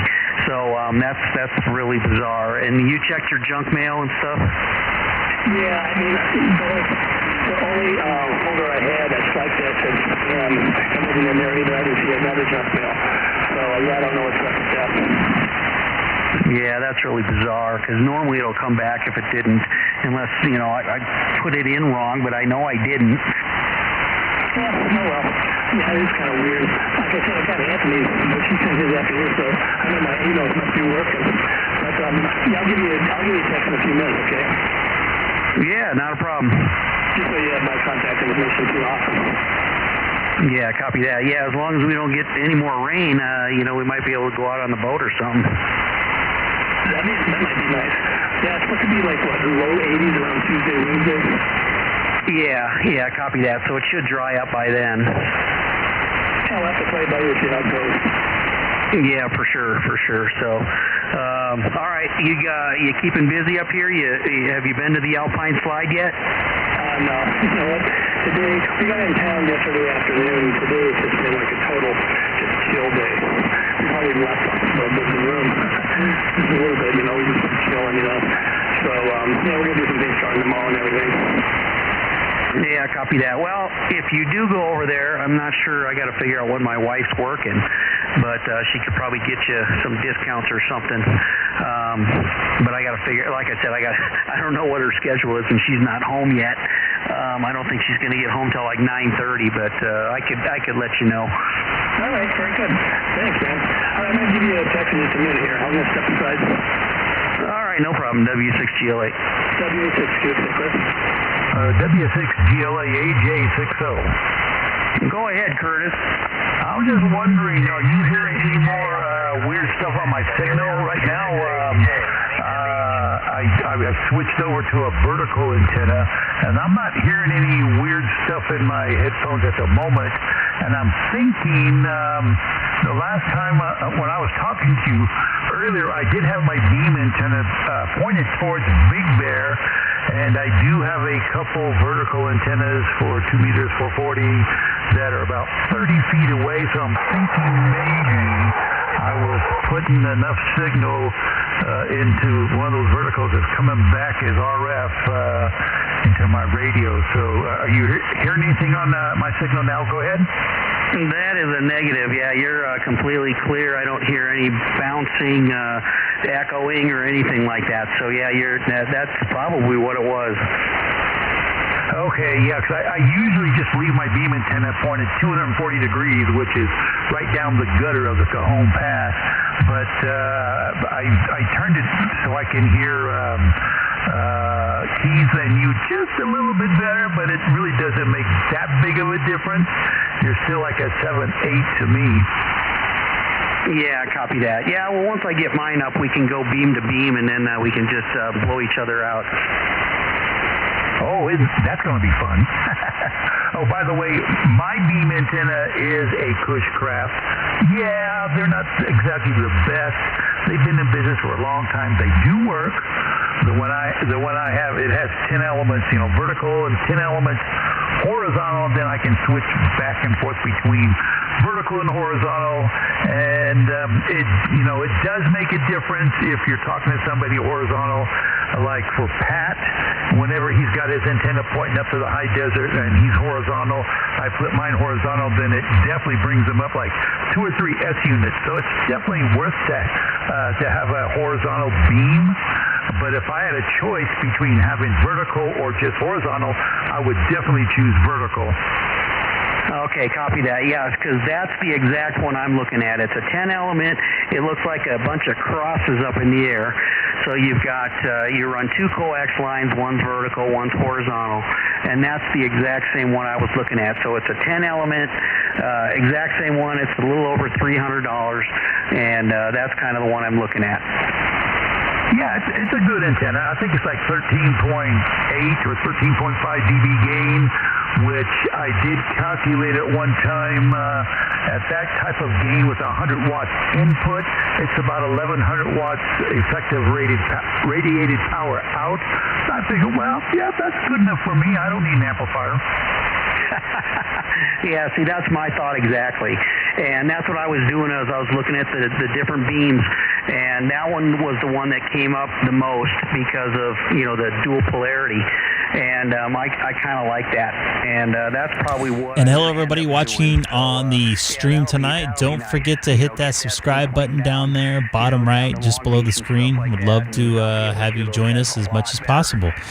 This is Greg, K6EGG from the city of Chino. Want to say hello to everybody out there, and feel free to jump in the chat. I try to talk to everybody as much as I can. I'm running the stream, talking on the radio. I have my daughter in the background a lot, so I got a lot of stuff going on, but I always try to jump in and say hi to people in the stream. This is Greg, K6EGG. In it, and yes, I think the antenna is just under, I think it's about 10 feet long, so it's not too bad. Yeah, and that's another thing I was looking at because I need to put it on my garage and there's no trees in the way. So, yeah, it's got anywhere from a 5 to 6 foot turning radius, which is perfect. Yeah, it's I like it. I enjoy it. Of course, my beam antenna is at 25 foot elevation, and it's fed at 25 feet. And so my other two vertical antennas, they're also fed at 25 feet. But the GP9 goes, 17 feet up from the feed point, and the X700 goes 24 feet up from the feed point. And my beam antenna, it only goes up 19 inches from the feed point. So sometimes it's better to use my vertical over my beam. But if I do raise my beam up to the same height as the top of my vertical, there would be no comparison. The beam would win out every single time. Yeah, that's true. I've got the elevation too. I'm at 7,100 feet, so I think I'm okay. I could probably lay it on the ground and it'd still work pretty good. But yeah, it'll be up on top of my garage, which is, I don't know. It's probably 20-something feet, and then I'll figure out the pole that I'm going to use and stuff like that. It's probably not going to go up too much higher. So, it'll probably be about 30 feet off the ground, and I think that's plenty. Oh, yeah. You'll love it. Definitely. You are, just hearing people talking about radios and beam antenna and stuff like that, it makes you go buy one, right away. That's just the way it is.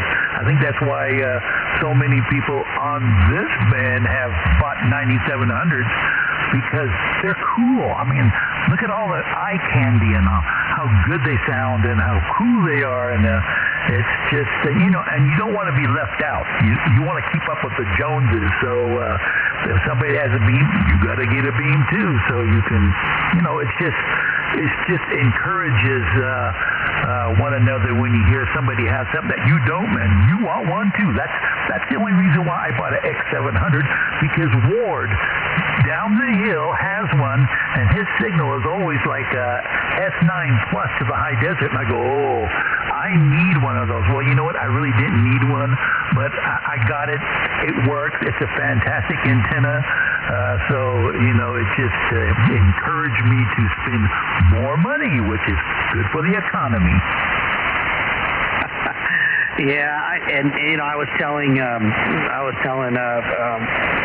Keith, the main reason why I want to get a beam too is because those guys down there hear a lot more people than I do, and it makes it really hard for me to have a conversation with anybody when you can't hear the other person that they're talking to. So I figure, you know what, I'll just get the beam, I'll keep the vertical antenna up, and then, I'll just fine-tune, I'll try to find somebody, just use the rotor, tune them, get them as strong as I can, and then I should be good. So, that's the whole purpose behind it. I'm kind of in a hole here. I've got Sugarloaf Mountain that's kind of blocking the way, so I'm kind of limited as to where I can go that direction, which would be south, I believe it is, and north, east, and west come in pretty good. So that's the thought process of getting a beam. So yeah, I just gotta do it. I know where I can get a medium duty rotor, no problem, in a control box. They're not too expensive, and then I've already got the poles to put them on. So I just got to get the antenna and probably another feed line. And don't forget, you also need a 1.2 gigahertz vertical too, which, since you have a 9700, you might as well throw that in. And they're not real expensive. I just put mine up about a week ago. And I've had the 9700 for almost a little over a year, and I finally put up an antenna for that. So don't forget, Eric, to think about putting up a 9700. You'll definitely be able, at your elevation, you'll be able to do really good. Anyway, I see Greg is back, so I'm going to take a step aside, and I know Keith was going to email you something, so I'm sure you want to look at your phone and see what it is. So I'll take a standby and listen for a while. W6GLA HA60. All right, very good, Curtis. Yeah, I got his message. He text messaged me, and I did get it. So all is well. So we'll get together and hopefully put an eyeball on one another and shake each other's hands, since we haven't done that yet. So, anyways, all right. Hey, I'll stand by and see what everybody else has to say. W6GLA. With all the people in the high desert and up the mountains and everything, you guys could start thumbing your nose at the lowlanders down there. You've got quite a crowd up here. Yeah, it's true, and the ones that I'm talking to right now are the ones that come in the best, and then Doug, he's the newest. He's coming in real good. But there's just a few people. I hear Fred talking to these guys all the time, and I can't hear them. I can't even tell that they're in there half the time. And it'd just be kind of nice to just have the capability of maybe turning, and trying to locate them with the beam, and then maybe I can start, communicating a little bit better. Yeah, you got what you have over everybody else is the elevation now, along with that beam, man. You should be doing quite well. Well, that's the plan. So hopefully it'll work out. Like the elevation and the beam, for that matter, is like you mentioned, your amplifier.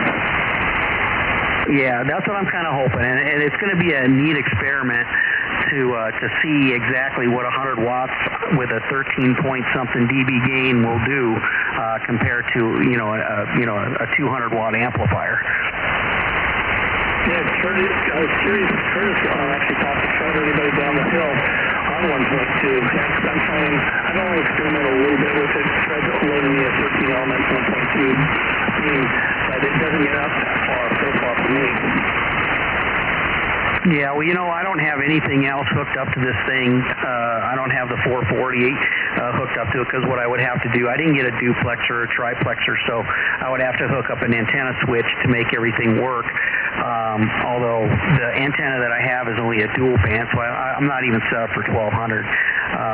But I pretty much do most of my communication through 2-meter anyway, so this radio will just be just fine, even if I don't use the other bands.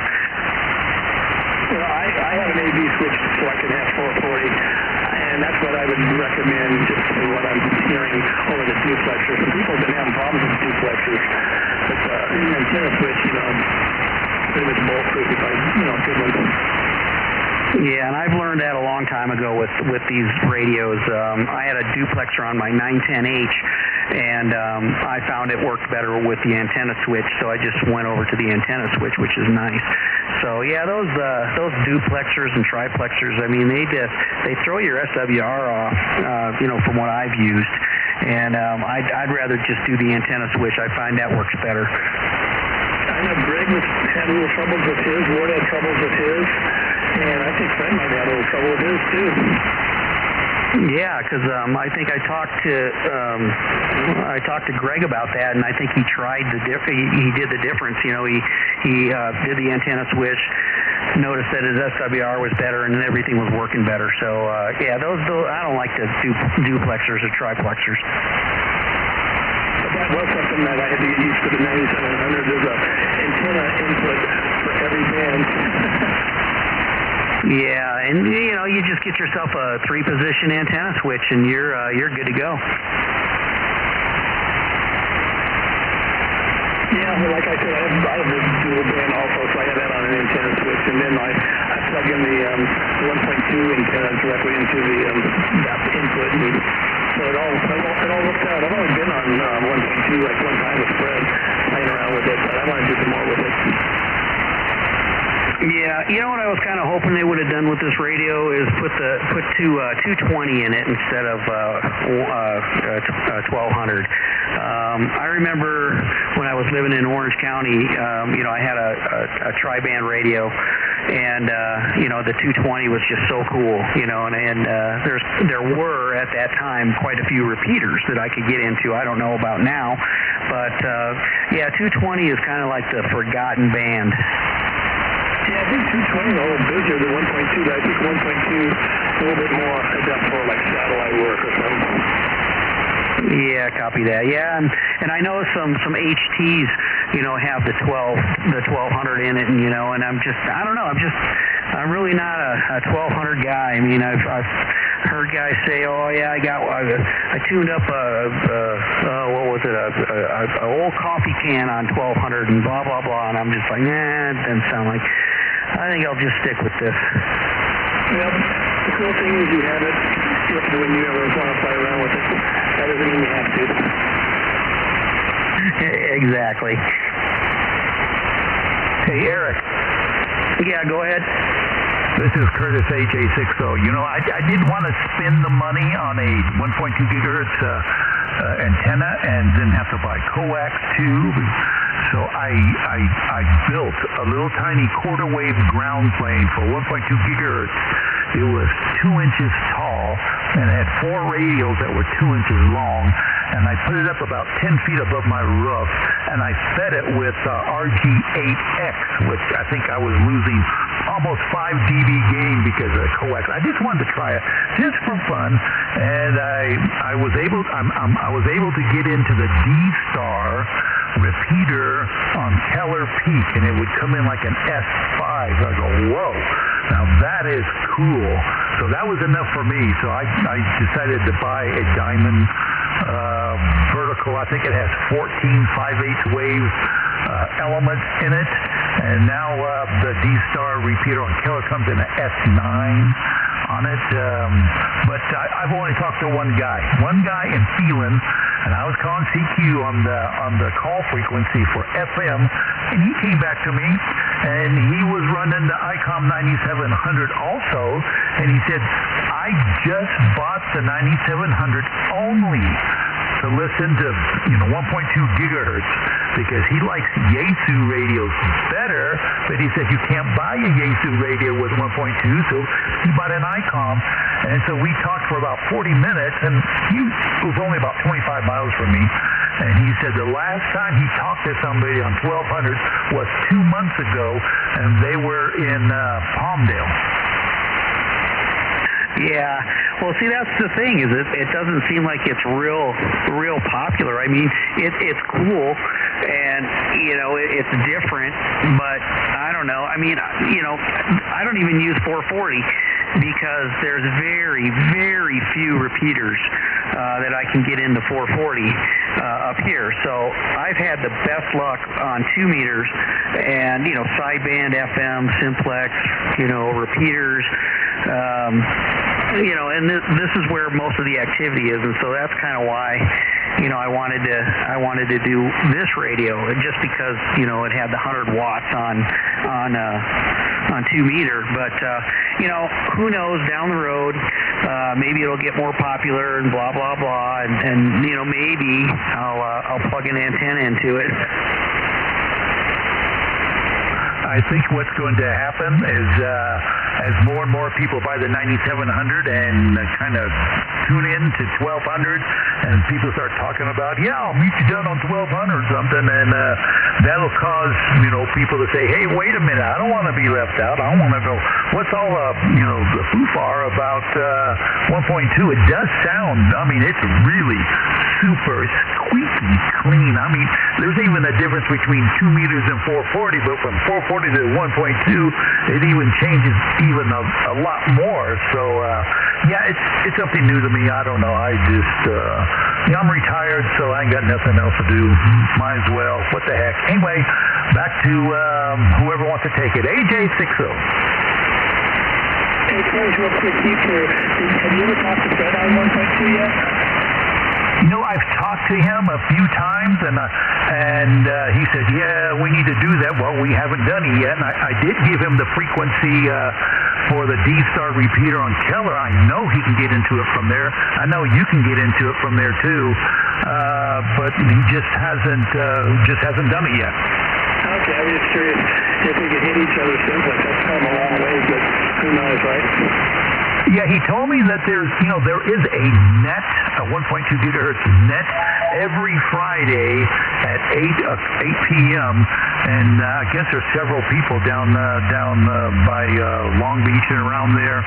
And he said he was talking to them on Friday night, and so I don't know. I'll be listening next Friday. All right, I was just curious. I'm going to take a stand by and listen a little bit. WA6QXAQ, we're listening. And AJ60 will be listening.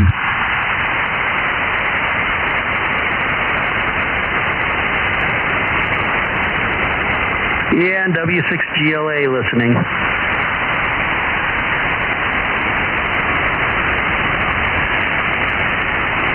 How about K6EGG Victor Mike? Are you still there? Yep, still here. Just checking, since you're the only one in Victorville tonight, you are the voice of Victorville.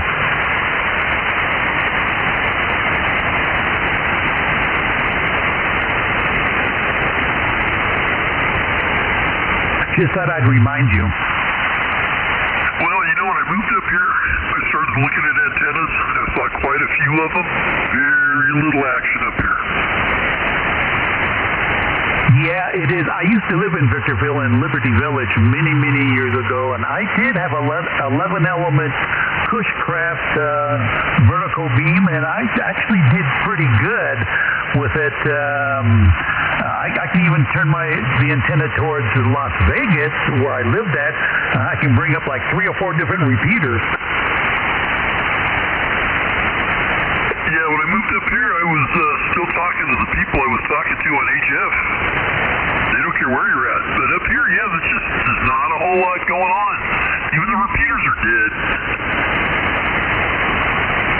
Yeah, you're right. There's not a whole lot of activity on the repeaters. Even the D-Star things, which are pretty cool, you don't hear too many people on that. I think most of the action is either on sideband or on simplex frequencies, because it's just more fun to talk simplex. There's no timeout. There's no you can talk as long as you want. And one of the benefits I think of doing VHF is at least you're within the distance of reason. If you want to ever go meet somebody, have a cup of coffee or something, at least you don't have to drive 3,000 or 4,000 miles. Yeah, you got a point. But no, like I was telling the guys earlier, you people here,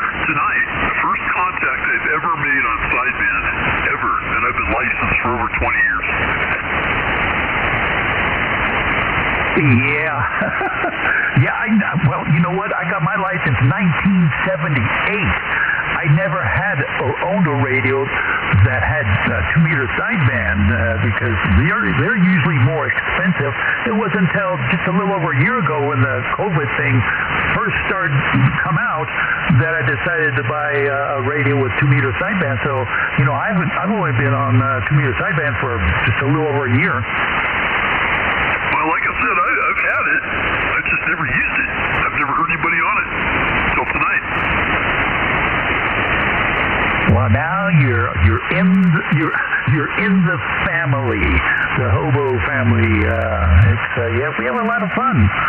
We have a lot of fun, and also don't forget check out 144-215 Monday through Friday. There's a bunch of guys that get on and talk for a few hours as people that work down the hill and they live in the high desert as they drive back and forth to work.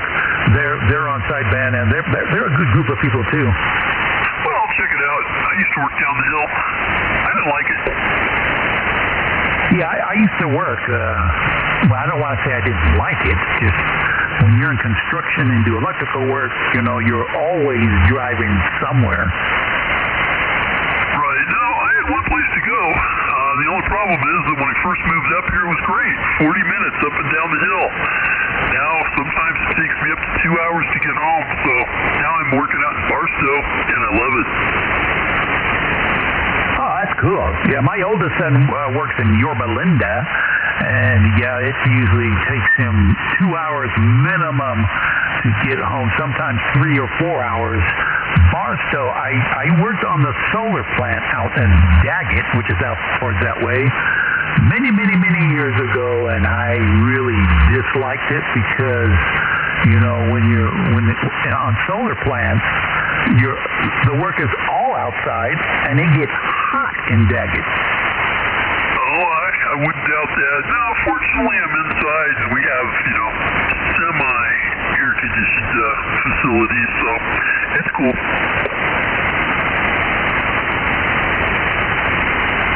Yeah, it is. Okay, well, I'm going to send it back to somebody else. Maybe Fred's out there or something. There's got to be some other people out there.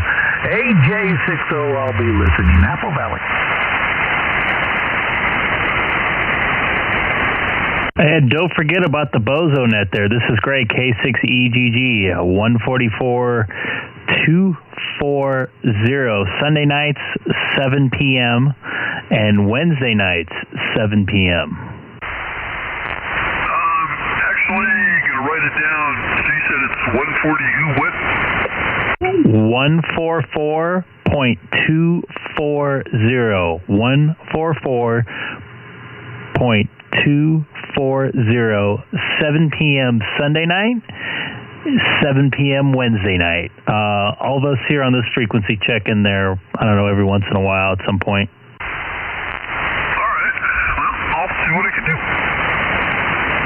And that's a pretty good net to check into. Just you can kind of have an idea how far you can hear people and stuff like that. I think there's a couple people out in the high desert that check in. Curtis would probably know a little more about that because he knows most of the guys out there. But yeah, it's quite a few people check in, between 20 and 30, 35, whatever, every net. So once again, the Bozo net it's called, and you can look them up online too. I think it's bozonets.com or bozosnets.com. Let me take a look. Alrighty, and then I would need to talk to your antenna guru. There are a couple people here. Only people I've ever heard on, I think you were 1.8 something. But I've never heard anybody on 160. And I kind of want to give that band a shot. That's the only band that my antenna won't cover. Although with my antenna tuner, I can tune it, but I'm afraid to put anything through it. That'd be more of a Curtis question. I don't run on that band. Yeah, so I know there are different setups that can be used, and I have the room to put it up. I want to get something that's not too big, something that makes sense. I I do not have an antenna for 160, which is one of the very few bands I do not have for, which is what it has to be like 275 feet long or something like that.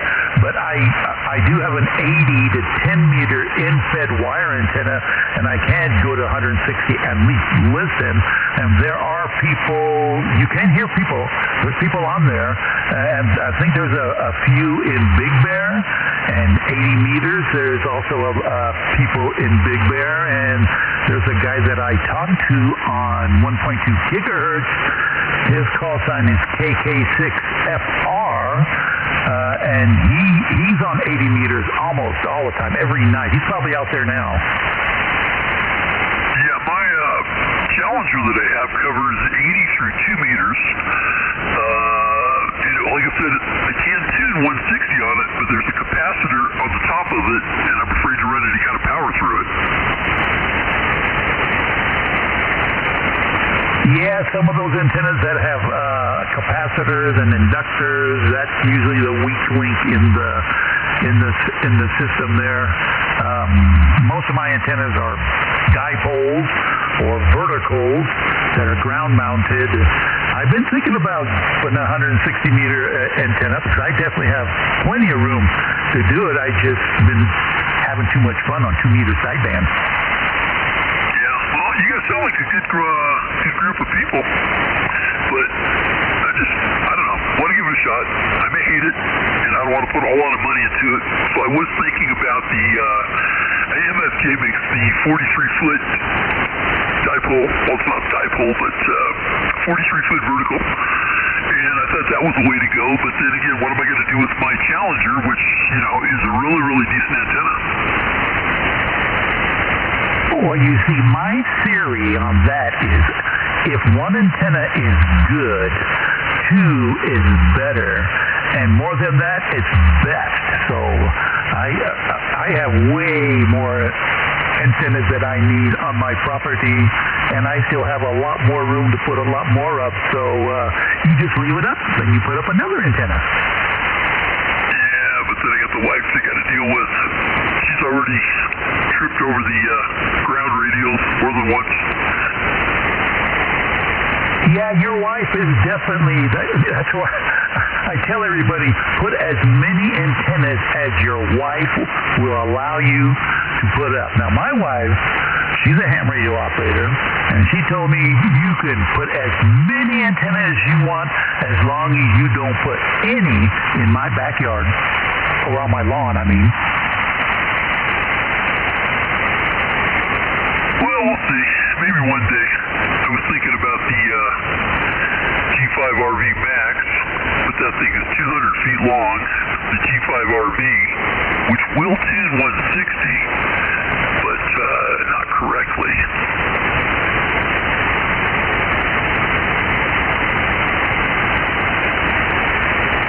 Comment? It's really hard to beat a dipole antenna. All you need is some wire. And, of course, the expensive part is the coax. So that's the only bad part. And my farthest antenna from my radio shack is over 300 feet away. And I can't afford to put any other antennas past that unless it is 160 meters because, at that band, you can go really far before you start having any type of coax loss. Right. Well, with this one, when I changed out my coax, it went from RG8 to LMR 400. I bought 200 feet, and let's just say I overbought. Well, that's good. See, in my HF shack, which is separate from my VHF, UHF shack, my radio I'm on right now, it's in a bedroom in my house. So all my antennas, verticals, and beams and everything are, not too far away because I don't like to run anything more than 50 feet with LMR 400. But my HF shack, which is out in my garage, I ran, I think it's a 215 feet. A RG, it's the most expensive coax that DX Engineering sells. I think it's LMR 400 Max or something like that. It's not hardline. And then I have a antenna remote antenna switch out there that can branch off to 4 other antennas. So that's how I kind of fixed that problem. Comment?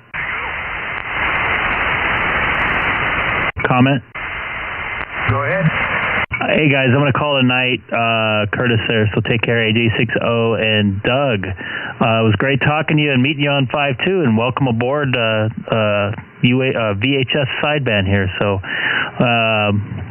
y'all have a good evening, and I'm going to try to be back tomorrow night, probably closer to the 6:30, 7 o'clock hour, maybe even a little bit later, depending on my what time I get off work tomorrow. So you guys have a good evening. I'm falling apart here.